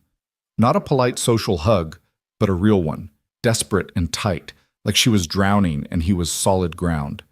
He held her while she cried, not caring who might see, not caring about the arrangement or the contract or the complications. This woman needed someone. He could be that someone. It was that simple. I'm scared, she whispered against his shoulder. Harrington's going to come after us with everything he has. He'll find Mia, investigate you, twist whatever he finds into ammunition. I shouldn't have dragged you into this. I'm so sorry. Stop apologizing. I walked into this with my eyes open. Luke pulled back enough to meet her gaze. But you're right about one thing. Harrington's coming, so we need to be ready. The car ride home was quiet. Mia had fallen asleep in the back seat, exhausted from the kids' program and the late night. Eleanor sat beside Luke, staring out the window at the passing lights. Tell me about the board meeting, Luke said finally. What exactly happens there? Eleanor roused herself. Quarterly review, financial reports, and a vote on Harrington's proposal to restructure the executive committee, which is really a vote on whether I remain CEO or get kicked upstairs to some meaningless chairman position while he takes operational control. Can he win? With my shares? No. But if he can prove I'm unfit, either through my health or through some scandal, my voting proxy gets activated, and he wrote those proxy rules. So we make sure there's no scandal. We show up, united, strong. We make it clear that you're not alone, that you're not weak, that Vale Media is exactly where it should be, under your control. You make it sound simple. Maybe it is. Maybe we're overthinking this. Luke glanced at her. Harrington's counting on you being isolated, vulnerable. Every time we show up together, every time I stand beside you, we're proving him wrong. That's worth something. Eleanor was quiet for a long moment. Luke, when this is over, when the 6 months are up and the contract ends, what happens to us? The question hung in the air, weighted with implications neither of them was ready to examine. I don't know, Luke admitted. But that's a problem for future us. Right now, we focus on getting you through this. The cancer, the board, all of it, one day at a time. One day at a time, Eleanor echoed. I can do that. They dropped Eleanor at her mansion first.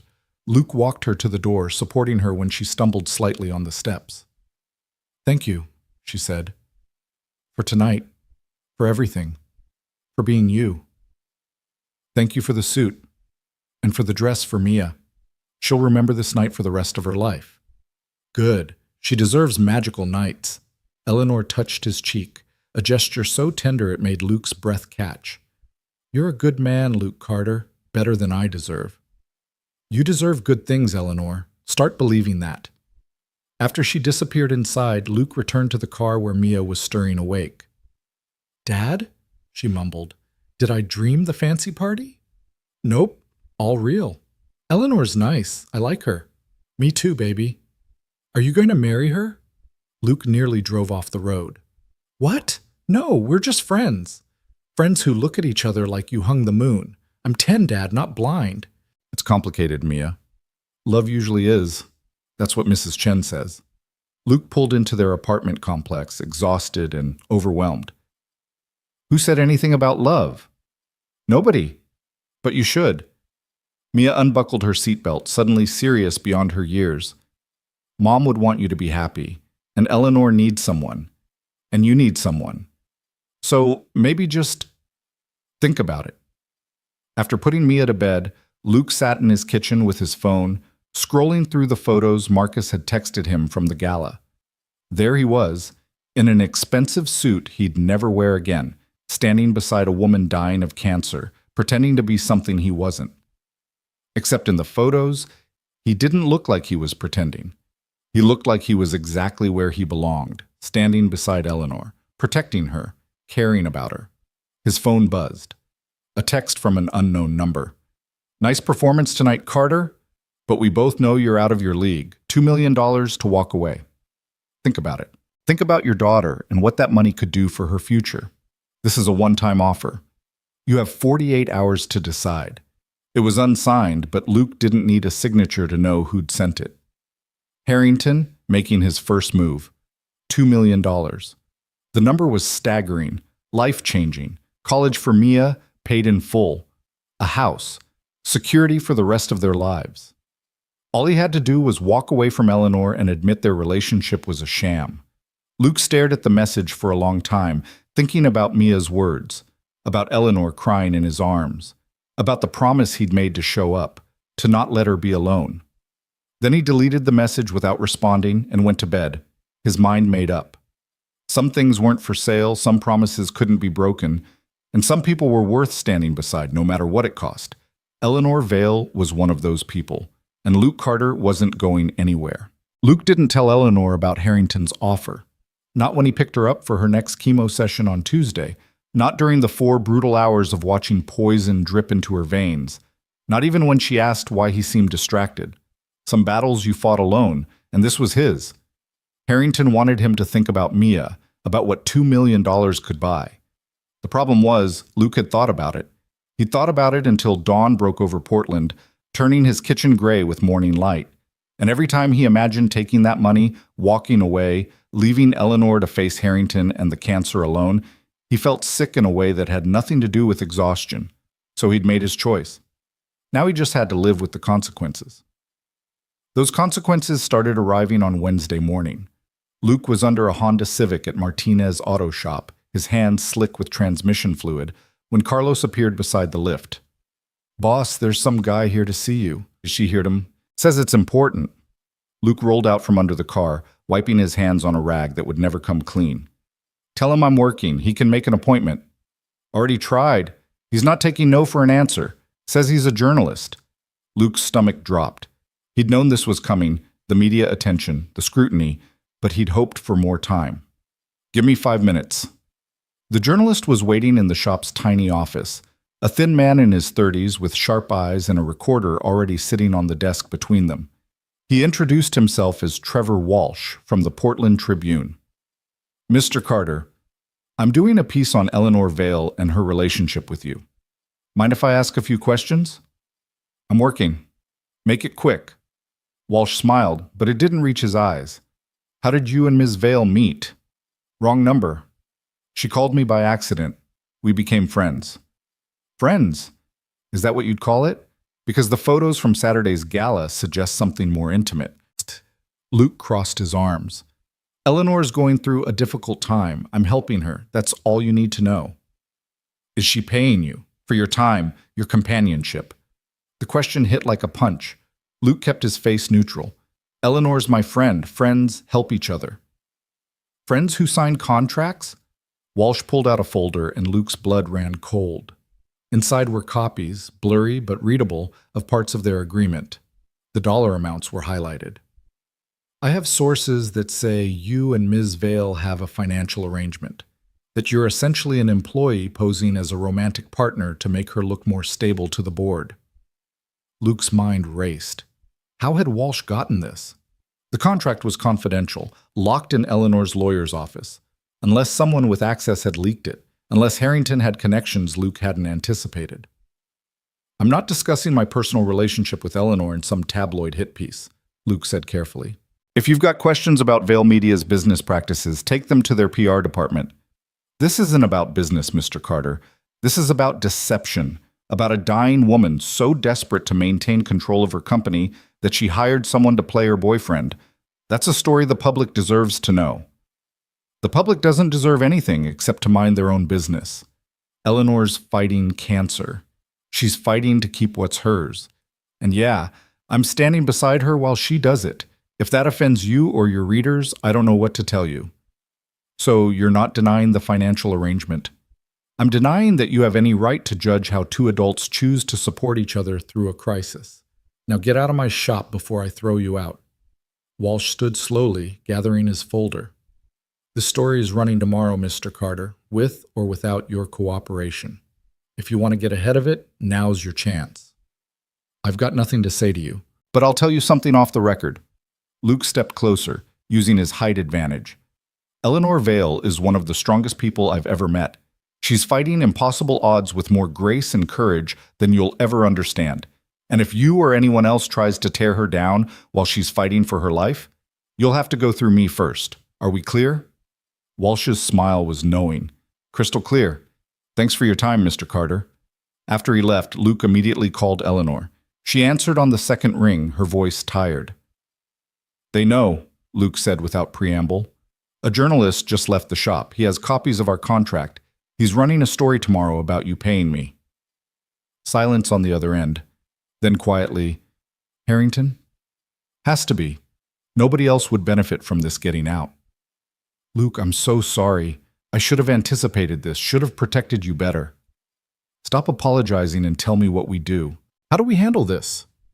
He could hear Eleanor thinking, her business mind working through scenarios. "We own it.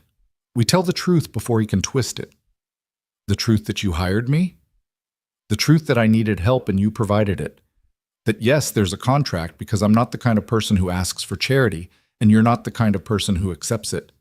That what started as an arrangement became real friendship. We control the narrative, Luke. That's the only way to win this." "What about the board meeting tomorrow?" "Oh, Harrington's counting on this story to destroy me right before the vote. Show up looking like a gold digger, me looking like a desperate fool. It's brilliant strategy, actually. I'd admire it if it wasn't aimed at me." Luke leaned against the desk, exhaustion washing over him. "I should take his offer. Walk away. Let you tell the board I was a mistake, that it's over. At least then you'd look like you came to your senses." "No." Eleanor's voice was sharp. "Absolutely not. That's exactly what he wants. He wants you gone so I look alone and vulnerable. We stick together, Luke. That was the deal. The deal's about to make both of us look like liars and frauds. So what? Let them think what they want. The people who matter will understand. The rest can go to hell." She paused. "Unless you want out. If this is too much, if you want to protect Mia from the fallout, I understand. I'll release you from the contract, give you the full amount anyway." "I don't want your money, Eleanor. I never did." "Then what do you want?" Luke closed his eyes, searching for words that wouldn't complicate everything further. "I want you to be okay. I want you to keep your company. I want to help you fight. That's all I've ever wanted. Even if it costs you?" Even then, Eleanor's breath caught. "You're a better person than I deserve, Luke Carter." "Stop saying that. You deserve good things." "When are you going to believe it?" "Maybe when someone like you keeps showing up despite every reason not to." Her voice softened. "Come over tonight, after Mia's in bed. We need to prepare for tomorrow. Figure out exactly what we're going to say when the board comes for us." Luke arrived at Eleanor's mansion at 9:30, after Mia had fallen asleep to a documentary about deep-sea creatures, after he'd triple-checked that Mrs. Chen was available for tomorrow's emergency pickup, after he'd sat in his truck outside Eleanor's gate wondering what the hell he was doing. Eleanor answered the door herself, wrapped in a cashmere throw, looking impossibly small. She'd lost more weight since the new protocol started. Her cheekbones were sharp enough to cut glass, her eyes huge in her thin face. But she was standing, fighting, refusing to give up. "Come in," she said.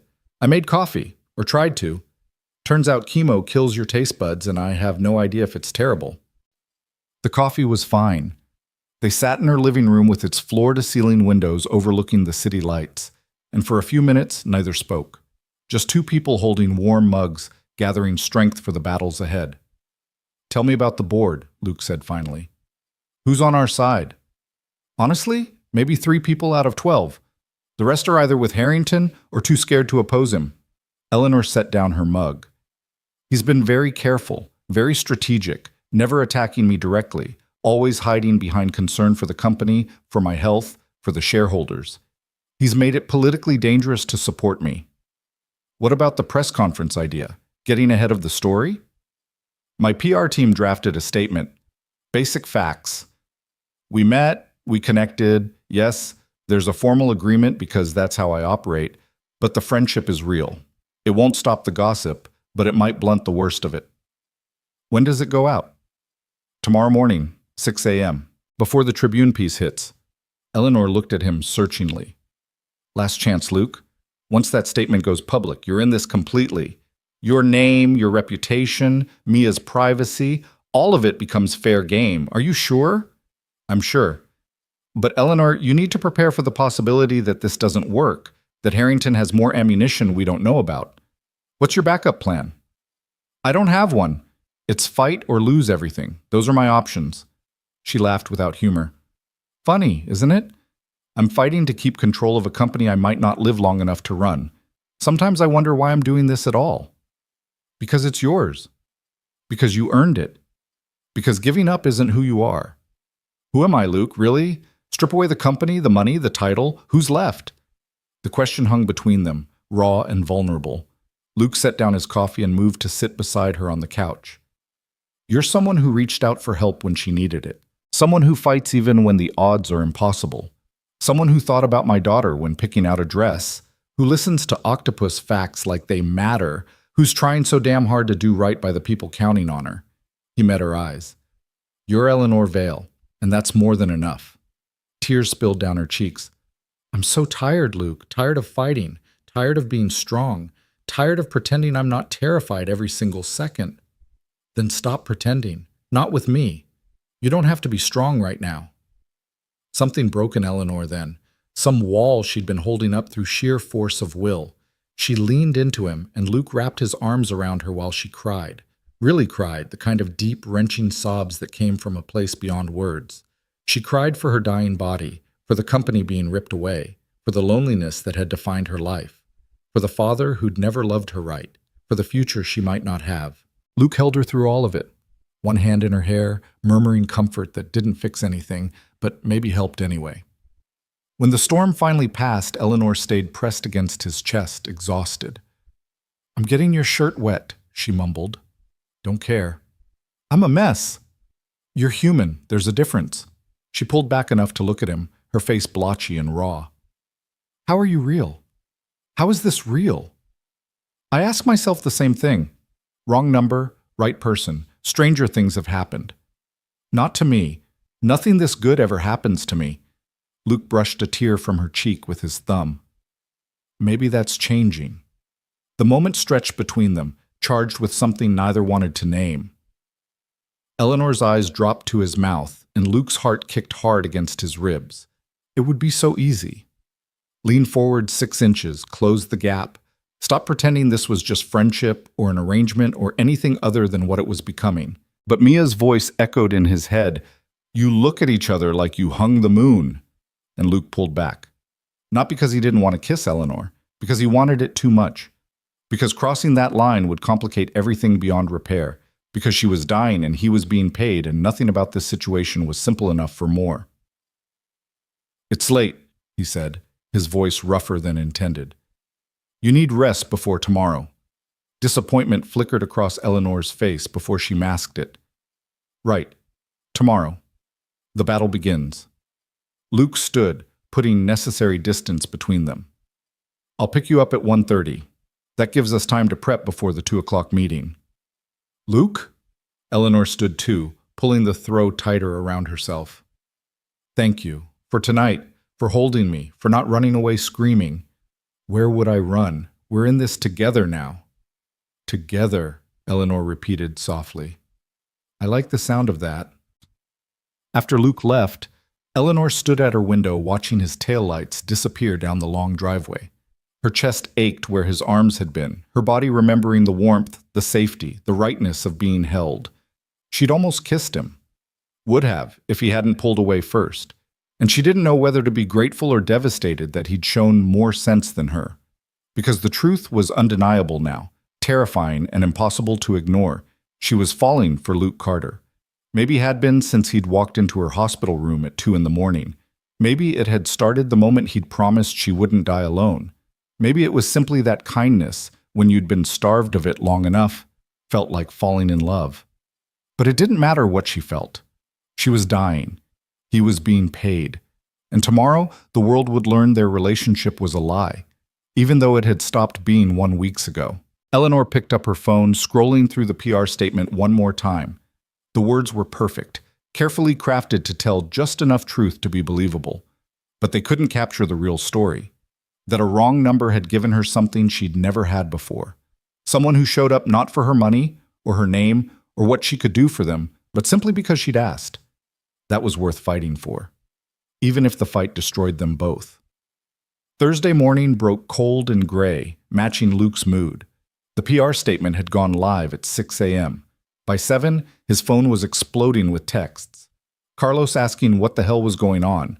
Mrs. Chen sending support and offering to keep Mia as long as needed.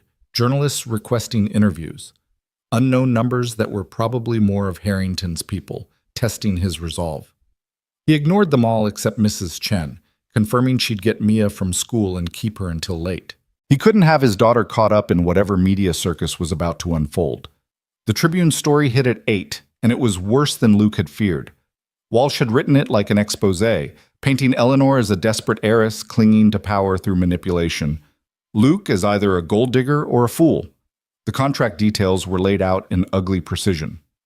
The dollar amounts, the timeline, the termination clauses.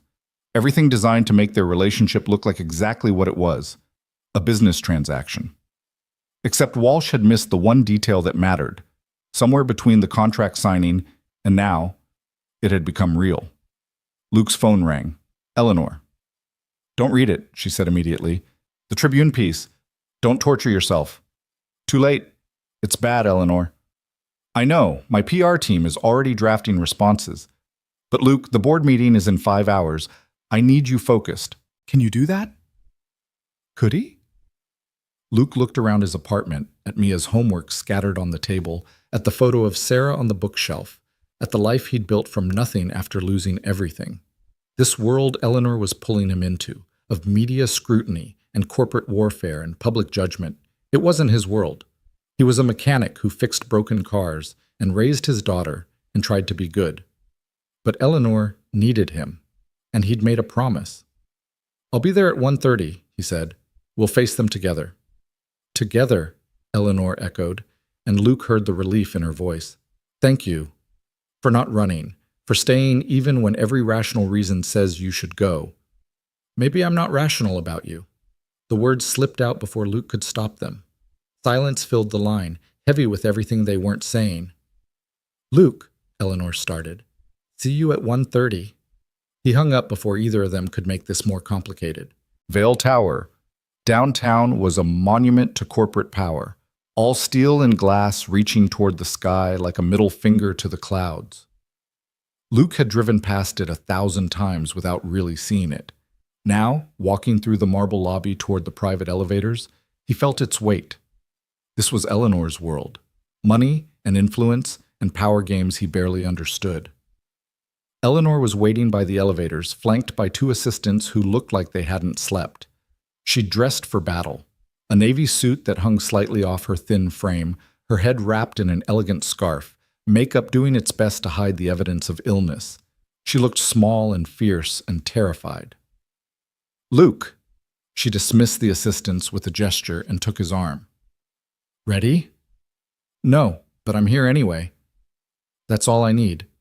They stepped into the elevator, and Eleanor pressed the button for the 40th floor. As they rose, she briefed him quickly. "The board meets in the main conference room. There's a gallery where you can watch. I need you visible, Luke. I need them to see you're still here, that the Tribune piece didn't scare you off." "What about Harrington?" "Oh, he'll be there. Probably already working the room, showing everyone the article, whispering about my poor judgment and declining mental state." Eleanor's voice was bitter. "But I've got the votes. Barely. As long as I can stand up there and prove I'm capable, we win." The elevator doors opened onto a hushed corridor. Through the glass walls of the conference room ahead, Luke could see board members gathering, expensive suits, tablets, and phones, the atmosphere of people about to decide someone's fate. Richard Harrington stood near the head of the table, his silver hair catching the light, his expression confident. When he saw Eleanor and Luke emerge from the elevator, his smile sharpened. "Eleanor," he called out warmly, as if they were old friends.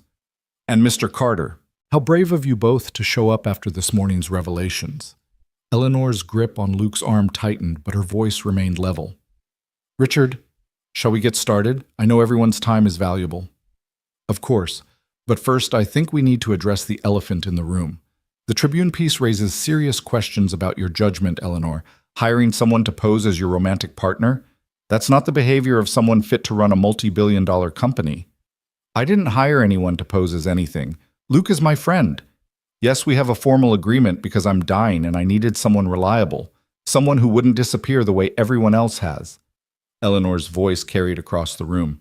If you've got a problem with me finding support during the hardest time of my life, Richard, that says more about you than me. A few board members shifted uncomfortably. Harrington's smile never wavered. Support is one thing, deception is another.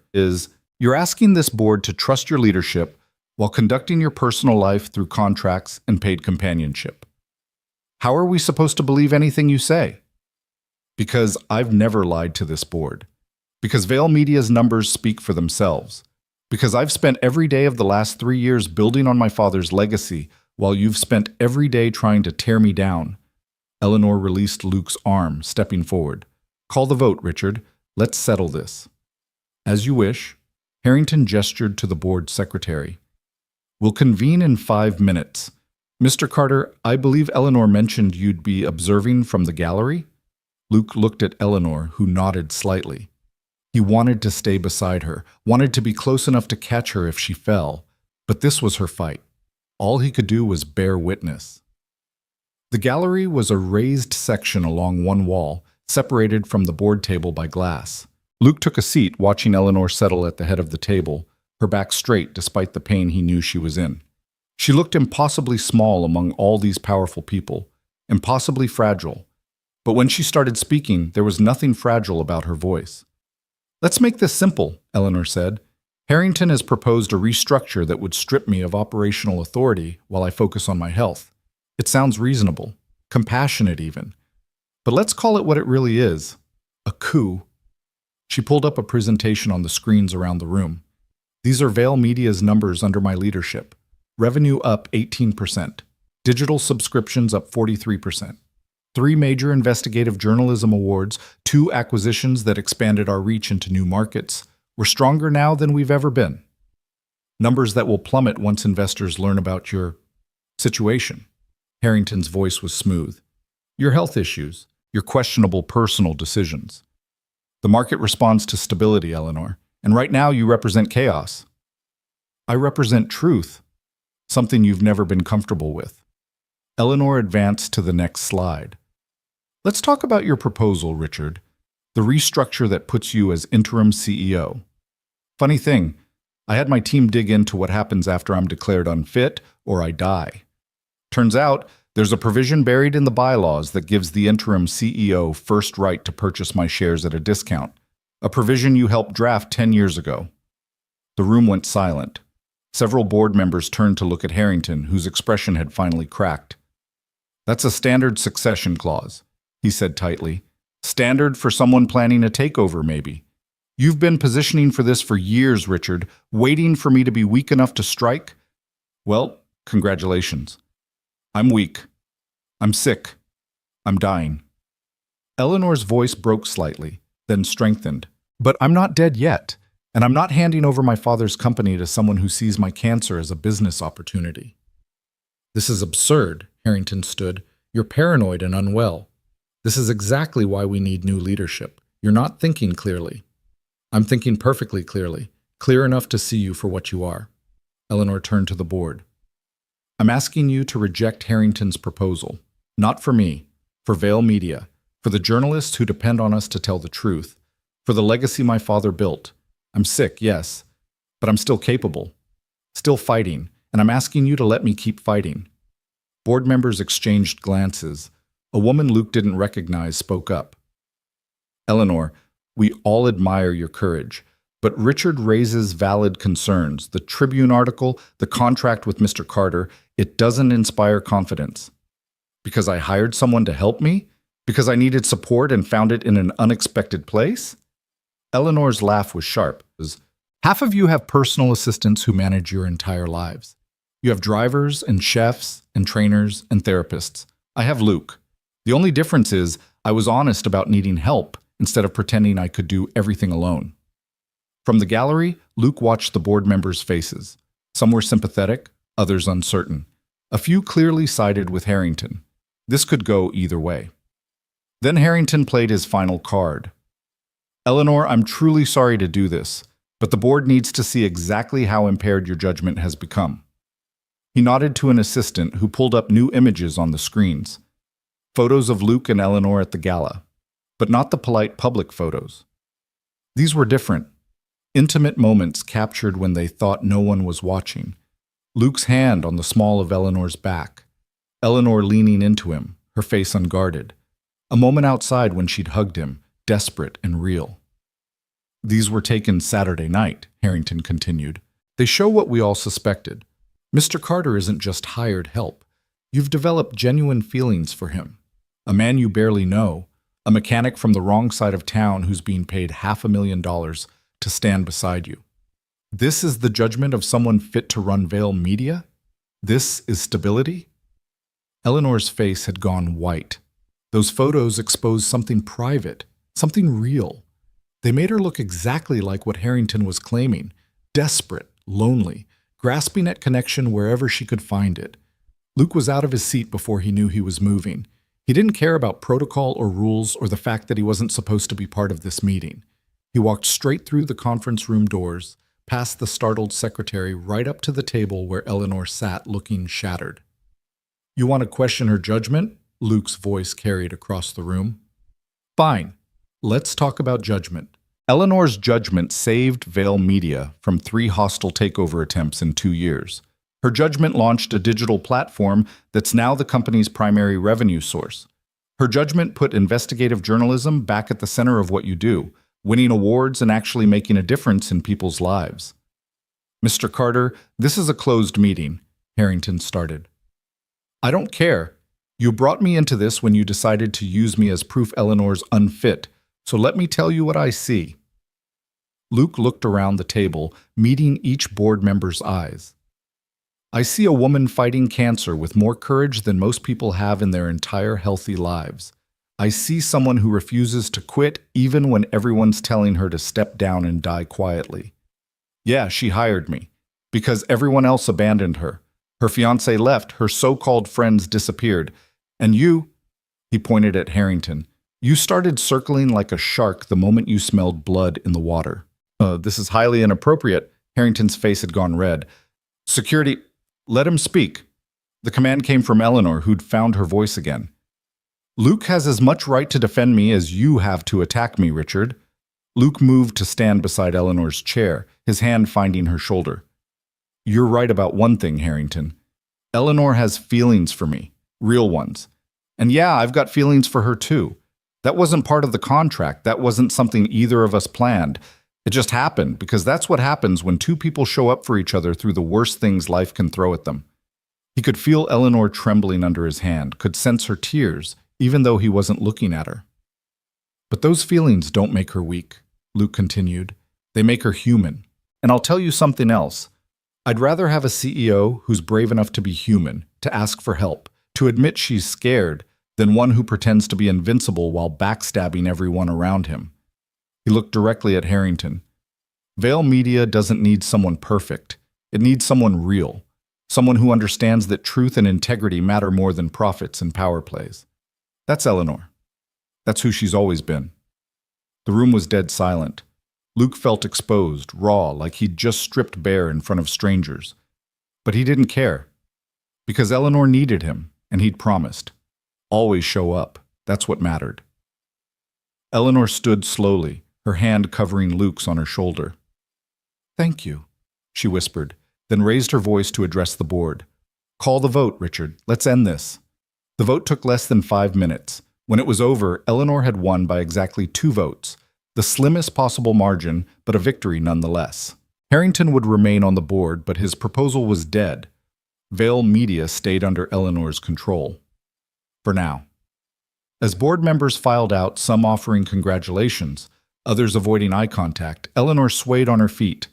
Luke caught her immediately, supporting her weight. I've got you, he murmured. Let's get you out of here. They made it to Eleanor's office 3 doors down before her legs gave out completely. Luke got her to the couch, her breathing shallow and rapid, her skin clammy. Eleanor, talk to me. What do you need?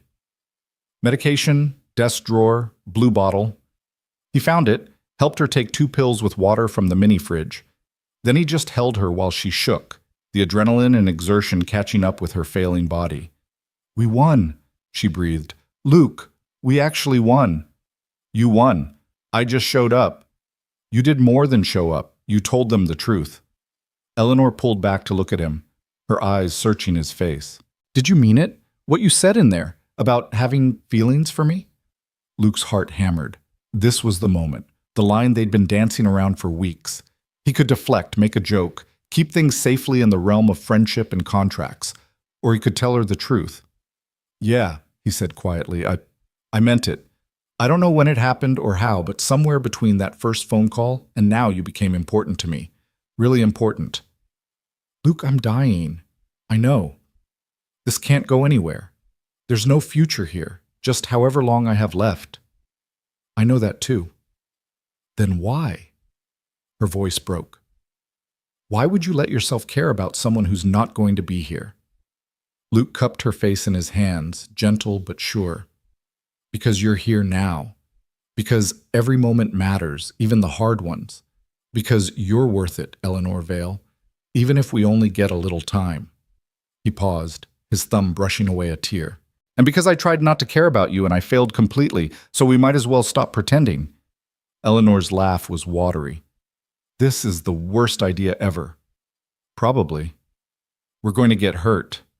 Definitely. I'm still dying. I'm still here."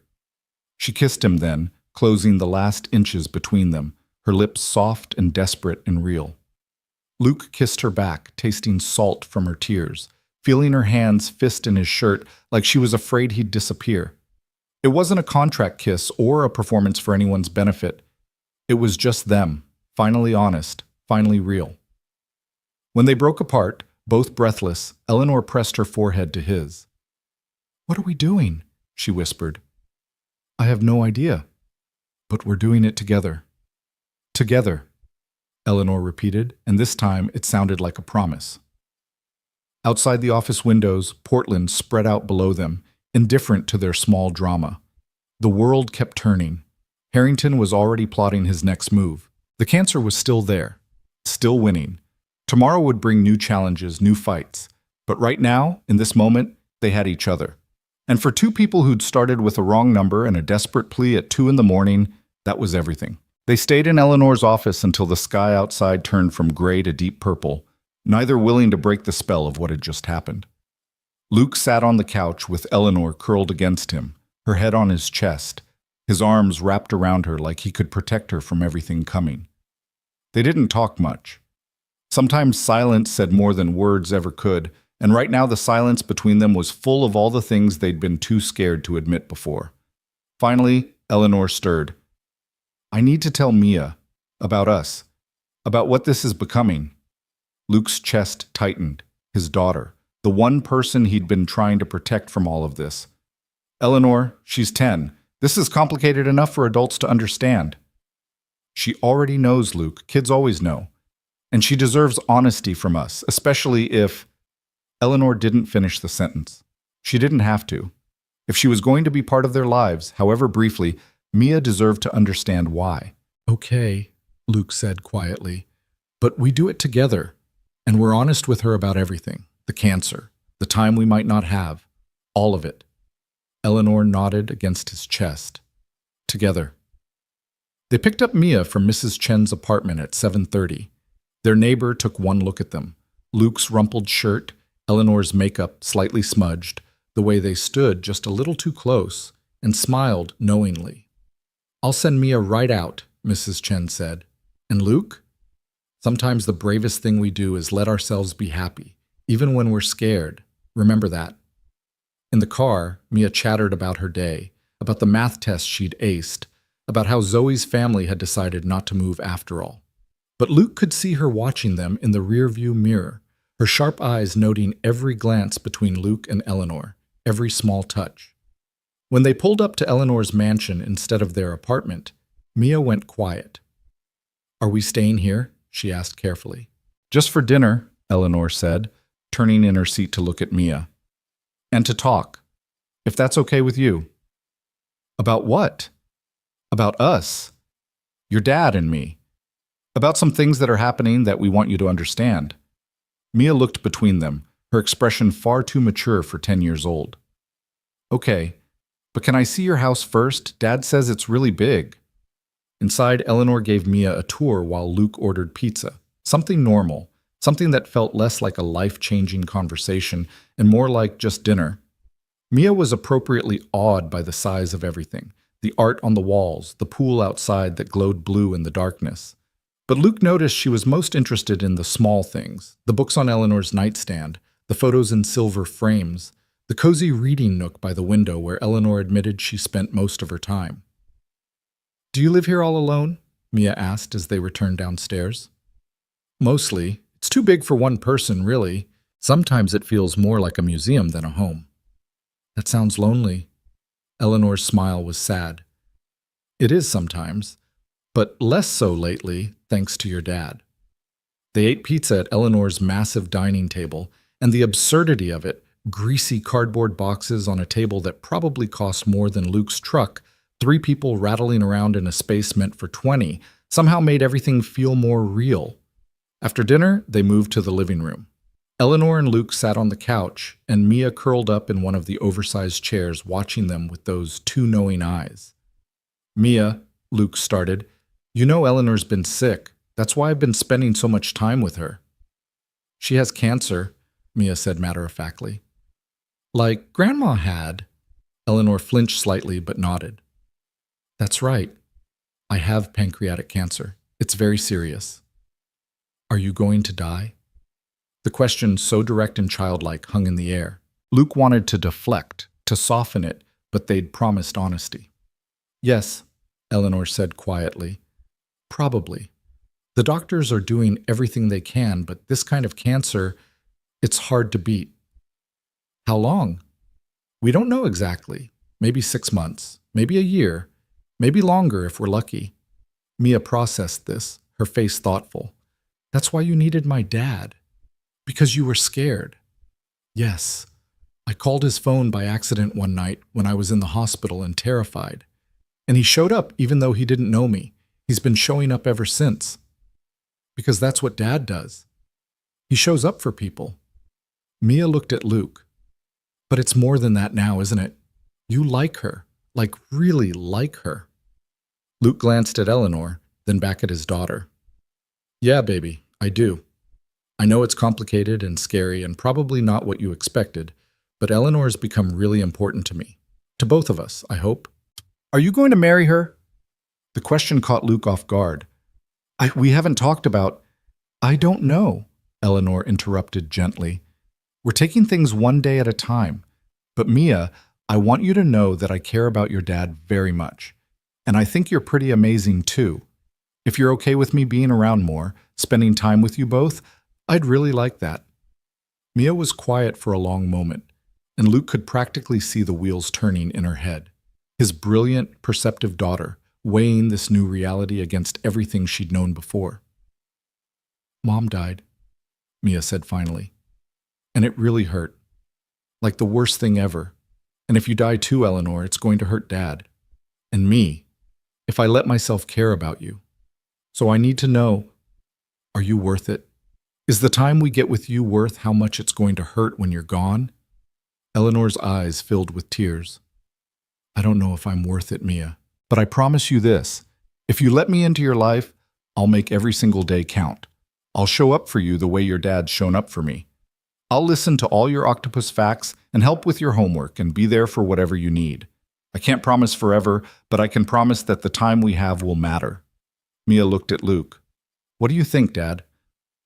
I think, Luke said carefully, that nothing in life is guaranteed. Not for any of us. Your mom taught me that. And I think Eleanor's right. It's going to hurt when we lose her. But baby, the alternative is not letting her in at all. Not having these months or weeks or however long we get. And I don't know about you, but I'd rather have something beautiful and painful than nothing at all. Like Mom, Mia said softly. You'd rather have had her for the time you did than never met her at all. Exactly like that. Mia stood up, walked over to Eleanor, and studied her face carefully. Then, with a solemnity that broke Luke's heart, she held out her hand. "Okay," she said, "you can be part of our family, but you have to promise that if you're going to leave anyway, you'll at least make it worth remembering." Eleanor took Mia's small hand, tears streaming down her face. "I promise. Cross my heart. Also, I'm going to tell you a lot of ocean facts. That's non-negotiable." Eleanor laughed through her tears. "I'm counting on it." Mia climbed onto the couch between them, and suddenly they were a unit. Three people who'd found each other through the strangest circumstances, choosing to be family, even though time was working against them.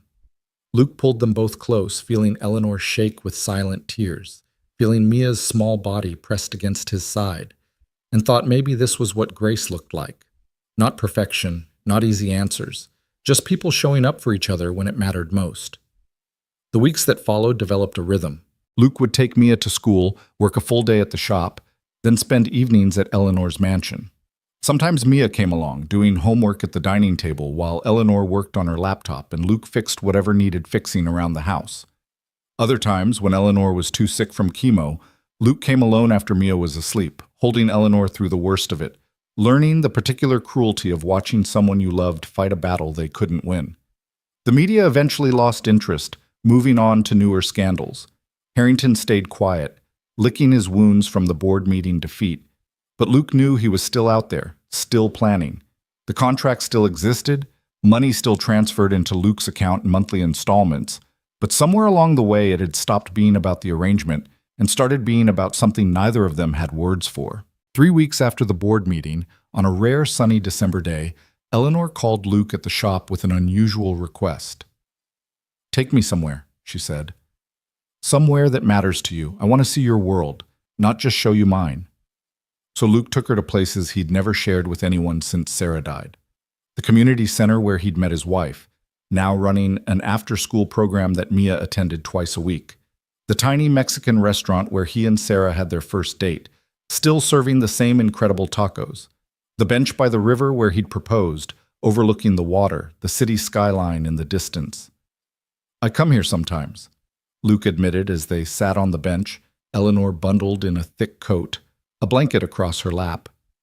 "When everything feels too heavy, when I need to remember why I keep going." "Sarah?" Eleanor asked. "Yeah. This was her favorite spot. She said you could see the whole city from here, all its possibilities. She was good at seeing possibilities in things." He paused. "I think she'd like you. Even though I'm stealing time with you that should have been hers?" "You're not stealing anything. Sarah's gone. But she'd want me to be happy. Would want Mia to see that love isn't something you only get once, that opening your heart again doesn't mean forgetting what you had before." Eleanor leaned her head on his shoulder. "I never thought I'd have this. Someone who sees me, really sees me, without all the money and power and walls I put up. Someone who loves me despite knowing exactly how broken I am." "You're not broken. You're fighting. There's a difference." "I'm tired of fighting, Luke. Some days I wonder if I should just let go. Stop the chemo. Stop the treatments. Just let it happen on its own terms instead of dragging it out." Luke's heart clenched, but he didn't try to argue her out of it.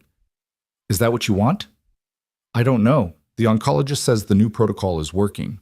Tumor markers are down, progression is slowed. I might have more time than we thought, but the side effects are getting worse, the pain is constant, and I keep thinking, what's the point? To suffer a few more months just to suffer?" "The point," Luke said carefully, "is that you're here, that Mia gets to know you, that we get to have this, whatever this is, for as long as we can. But Eleanor, if the fight is too much, if you need to stop, I'll support you. We both will. Your life, your choice, always." She was crying now, silent tears tracking down her thin cheeks. "How are you so good at this? At saying exactly what I need to hear?" "Practice. Mia's been training me in emotional intelligence for 10 years. Eleanor's laugh was wet but genuine. "That kid is going to rule the world someday." "Probably. I'm just trying to keep up until then." They sat in silence as the sun dropped toward the horizon, painting the sky in shades of orange and pink. Luke thought about time, how much they'd had, how much was left, how every moment together was both a gift and a countdown. But mostly he thought about how lucky he was, despite everything, to have found this, to have answered that wrong number call, to have shown up when someone needed him and discovered he'd needed her just as much. Christmas came wrapped in snow and twinkling lights. Luke and Mia had never done much for the holidays, pizza and a movie usually, small presents they could afford, making the best of what they had. But Eleanor changed everything. She hired decorators to transform her mansion into a winter wonderland, insisted they spend Christmas Eve there, cooked dinner herself despite Luke's protests that she should rest. "I want this," Eleanor said firmly as she attempted to baste a turkey that looked bigger than Mia. "I want normal, family dinner, holiday traditions, one perfect Christmas before—" She didn't finish, but she didn't need to. Mia helped Eleanor bake cookies shaped like octopuses, the two of them laughing in the kitchen while Luke pretended not to watch them bond. He'd never thought Mia would accept another woman in their lives, but Eleanor had a way of making space for herself without demanding it, of listening to Mia's endless ocean facts, like they were the most important things in the world, of treating a 10-year-old like a person whose opinions mattered. After dinner, they opened presents by the massive fireplace. Eleanor had gone overboard. A new laptop for Mia's school projects, art supplies, books about marine biology. For Luke, there were practical things he'd never buy himself: quality tools, warm work clothes, a watch that probably cost more than his monthly rent. "Eleanor, this is too much," Luke protested. "It's not enough. It's never enough." She pressed a small box into his hands. "One more. Open it." Inside was a key. Heavy, brass, old-fashioned. "It's to the house," Eleanor explained, her voice shaking slightly. "I want you both here. Not just visiting, living here. With me. For however long we have." Luke stared at the key, understanding the weight of what she was offering. "Eleanor, I know it's fast, I know it's crazy, but Luke, I'm dying. We don't have time to do things the normal way. And I don't want to spend whatever time I have left alone in this big empty house. I want breakfast with Mia. I want to fall asleep next to you. I want to be a family, even if it's just for a little while." "What about our apartment? My lease?" "Break it. I'll cover the penalties. Move in after New Year's, please. Let me have this." Luke looked at Mia, who was watching them both with careful eyes. "What do you think, baby?" Mia considered, then nodded slowly. "I think Eleanor's right. We don't have time to waste, and this house is really big and really lonely. We should probably help fill it up." "Is that a yes?" Eleanor asked hopefully. "That's a yes," Mia confirmed. "But I get to pick my room, and it has to have space for at least 3 octopus tanks for when I'm famous and rich." "Deal," Eleanor laughed, pulling Mia into a hug. Luke watched them, his heart so full it hurt. 3 months ago, he'd been a single dad barely scraping by, working 60-hour weeks, terrified he was failing his daughter. Now he was sitting in a mansion on Christmas Eve, holding a key to a life he'd never dreamed possible, with a woman who'd somehow become essential to his existence and a daughter who was braver than he'd ever be. "Okay," he said quietly. "We'll move in.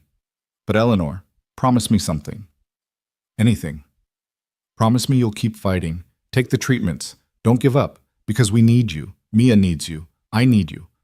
Eleanor's eyes filled with tears. "I promise. As long as I have you both, I'll keep fighting." They moved in the first week of January, Luke's entire life fitting into 3 carloads. It was humbling and liberating at once, realizing how little he'd actually accumulated in 35 years. Clothes, tools, Mia's things, a few photos. That was it. Everything that mattered fit in his truck. Eleanor had prepared rooms for them. Mia got the bedroom she'd picked out, with windows overlooking the pool and enough space for the marine biology laboratory she was already planning. Luke's things went into Eleanor's master suite, and that first night, lying in bed beside her in the dark, listening to her breathe, Luke felt something settle in his chest that had been unsettled since Sarah died. "Thank you," Eleanor whispered, "for taking a chance on me. On us. Thank you for giving me a reason to." January turned into February. The Portland rain returned with a vengeance, turning the city gray and cold. Eleanor's health fluctuated. Good days where she could almost pass for healthy, bad days where she couldn't get out of bed. Luke learned the rhythm of her medications, the signs of an oncoming crisis, how to help without making her feel helpless. Mia adjusted to her new school closer to Eleanor's neighborhood, made new friends, but always rushed home after classes to spend time with Eleanor. They developed routines, breakfast together every morning, Mia's homework at the dining table while Luke and Eleanor cooked dinner, movie nights on Fridays, Sunday visits to Luke's bench by the river, all three of them now, Eleanor wrapped in blankets while Mia threw stones into the water, and Luke held Eleanor close. Dr. Patel was cautiously optimistic. The tumor markers continued to drop. The CT scans showed stabilization, maybe even slight regression. It wasn't a cure. There was no cure, but it was time. Precious, unexpected time. "You're responding better than I hoped, Dr. Patel told Eleanor at her February checkup, Luke beside her holding her hand. "I'm not ready to use the word remission, but we're heading in that direction. If this continues, you could have years instead of months." Years. The word hung in the air like a miracle. Luke felt Eleanor's grip tighten on his hand, felt her body shake with the weight of that possibility. "Years," she repeated numbly. "I could have years. No guarantees. Cancer is unpredictable. But yes, if your body keeps responding this way, years is possible. Maybe even many years." After they left the appointment, Eleanor couldn't stop crying. Luke drove them to the river, to their bench, and held her while she sobbed. "I was so ready to die," she gasped. "I'd made peace with it, and now I might get to live? Luke, what do I do with that? How do I plan for a future I thought I'd never have?" "One day at a time. That's all any of us can do." "But what about us? Our arrangement? The contract ends in May. What happens then?" Luke turned her to face him, cupping her face in his hands. "Eleanor, that contract stopped mattering months ago. I'm not here because you're paying me. I'm here because I love you, because somewhere between that first phone call and now, you became my future, contract or no contract."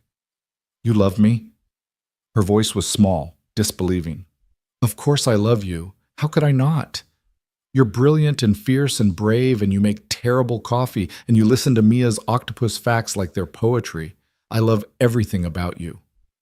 "Even that I'm dying?" "You're not dying anymore. You're living, and I want to be part of that life, for as long as you'll have me." Eleanor kissed him then, desperate and deep, tasting like salt and hope. "I love you too," she whispered against his mouth. "I think I have since you walked into my hospital room and promised I wouldn't die alone. You saved my life, Luke Carter, in every way that matters." Spring came to Portland slowly, the rain finally breaking to reveal green shoots and cherry blossoms. Eleanor's strength returned gradually.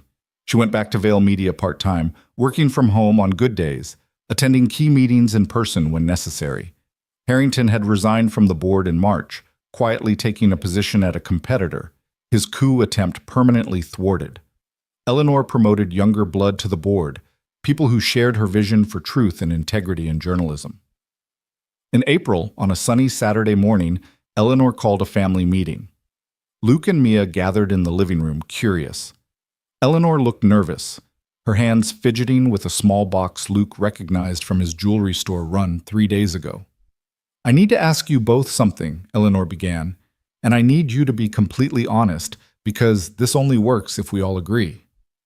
"Okay," Mia said slowly, exchanging a glance with Luke. Eleanor took a deep breath, then got down on one knee in front of Luke, wincing slightly at the movement.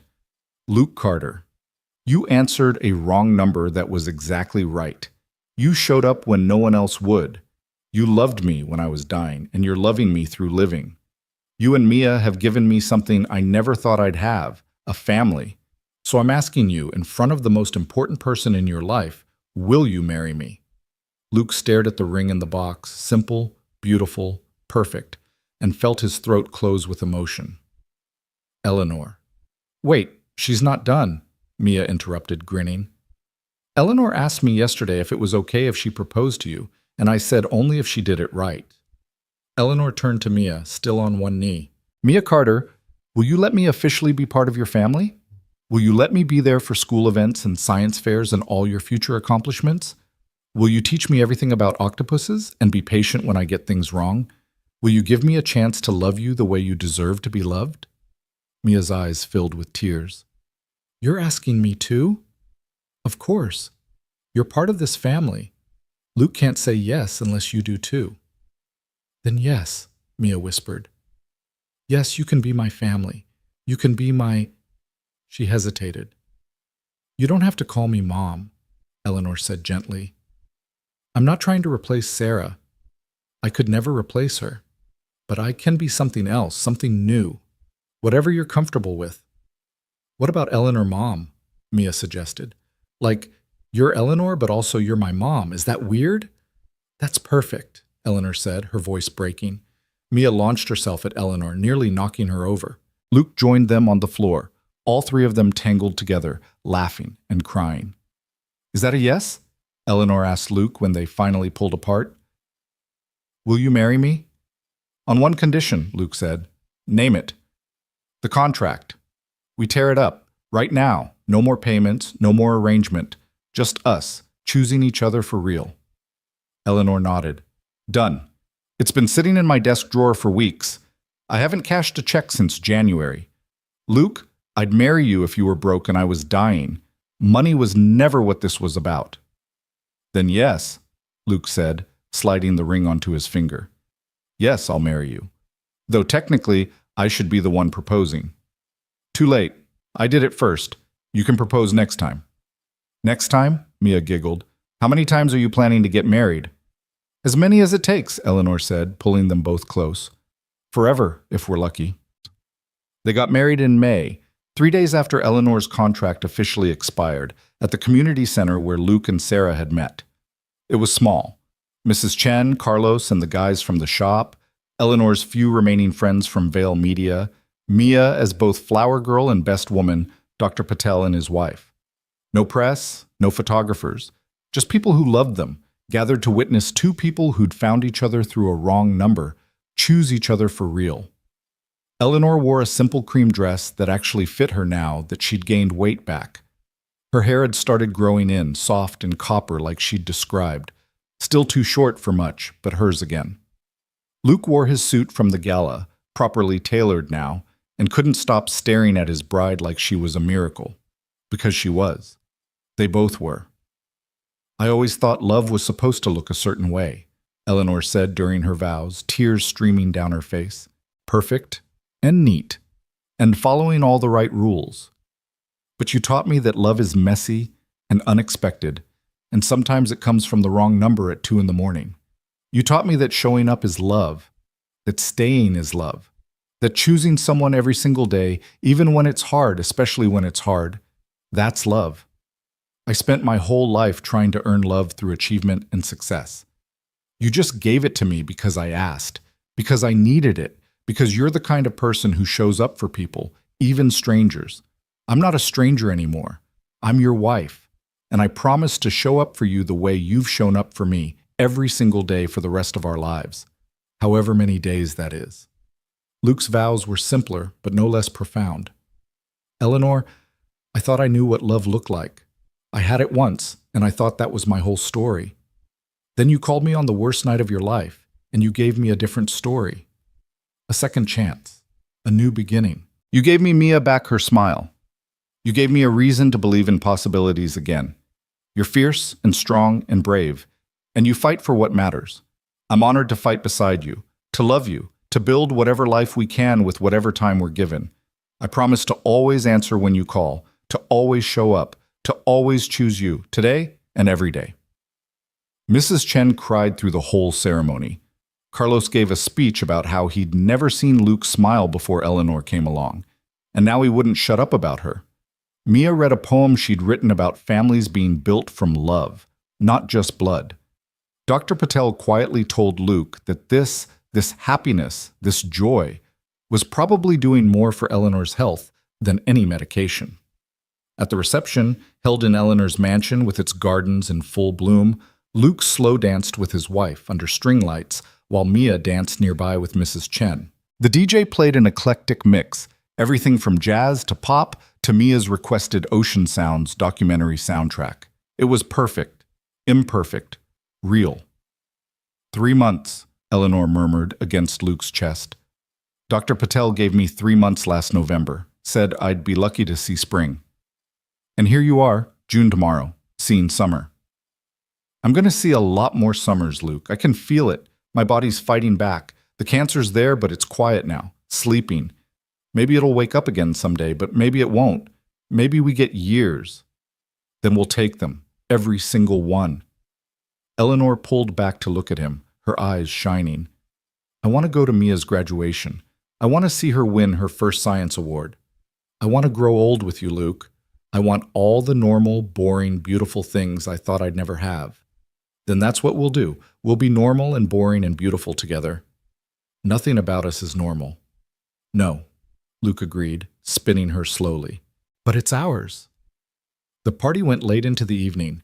Mia fell asleep on one of the couches, still in her flower girl dress, clutching the stuffed octopus Eleanor had given her as a thank you for being in the wedding. Luke carried her up to her room, tucking her in, brushing hair from her face. Dad? Mia mumbled, half asleep. Is this real? Are we really a family now? Yeah, baby, we really are. Good. I like Eleanor, Mom. She's good at being here. She is. We got lucky.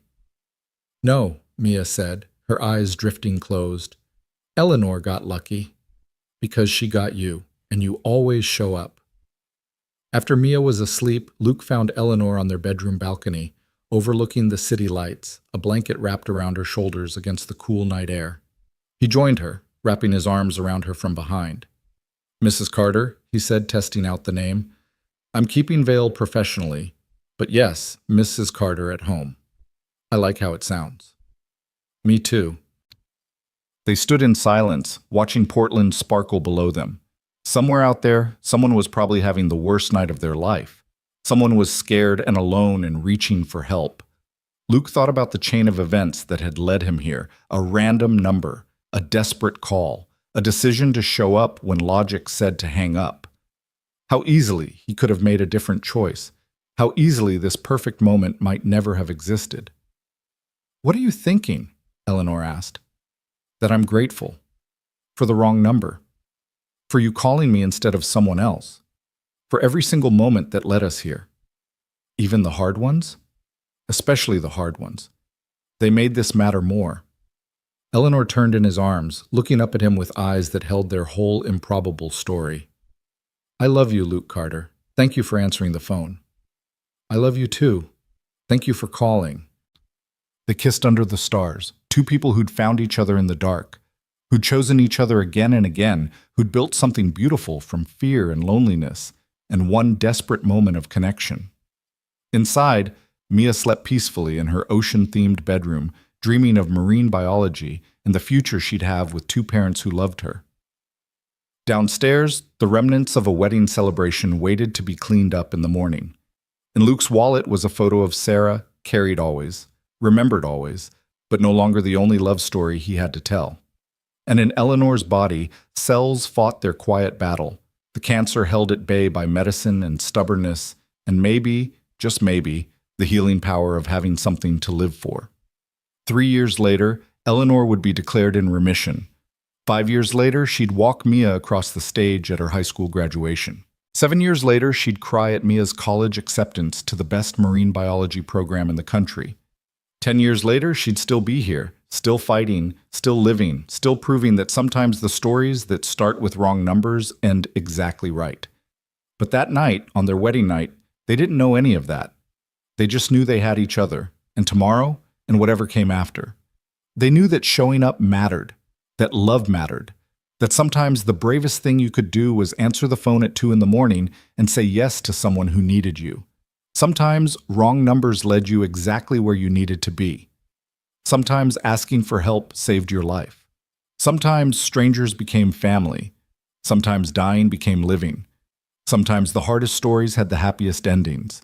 And sometimes, if you were very lucky, you found the person who would show up for you again and again, in the darkness and the light, in sickness and health, until death did you part and maybe even beyond. Luke and Eleanor had found that, had built that, had become that for each other. And it all started with a wrong number, a desperate plea, and a mechanic who decided that showing up for a stranger was worth it, even when nothing made sense, even when the odds were impossible, even when every logical reason said to hang up and go back to sleep. He'd answered, she'd asked, they'd both shown up. And in showing up, they'd found everything: home, family, love, life. The wrong number had given them all of it. The right person at the right time, disguised as a mistake. The best mistake Luke Carter ever made. The luckiest call Eleanor Vale ever dialed. Together they'd turned midnight desperation into morning hope, turned 6 months into forever, turned a contract into a marriage, turned strangers into soulmates. And every day for the rest of their lives, they'd be grateful for that one moment when Luke's phone rang in the dark, and he chose compassion over convenience, chose showing up over staying safe, chose love before he even knew that's what he was choosing. Because that's what heroes do. Not the ones in movies or books, but the real ones. The mechanics and single dads and ordinary people who just keep showing up, keep choosing kindness, keep answering the phone when someone needs them. Luke Carter was that kind of hero. Eleanor Vale was brave enough to call him, and Mia Carter was wise enough to see that sometimes families are built from wrong numbers and right hearts. Together, they proved that love isn't about perfect timing or ideal circumstances. It's about showing up. It's about staying. It's about choosing each other, day after day, fight after fight, victory after victory. It's about answering the call, every single time, and living happily ever after, one showed up moment at a time.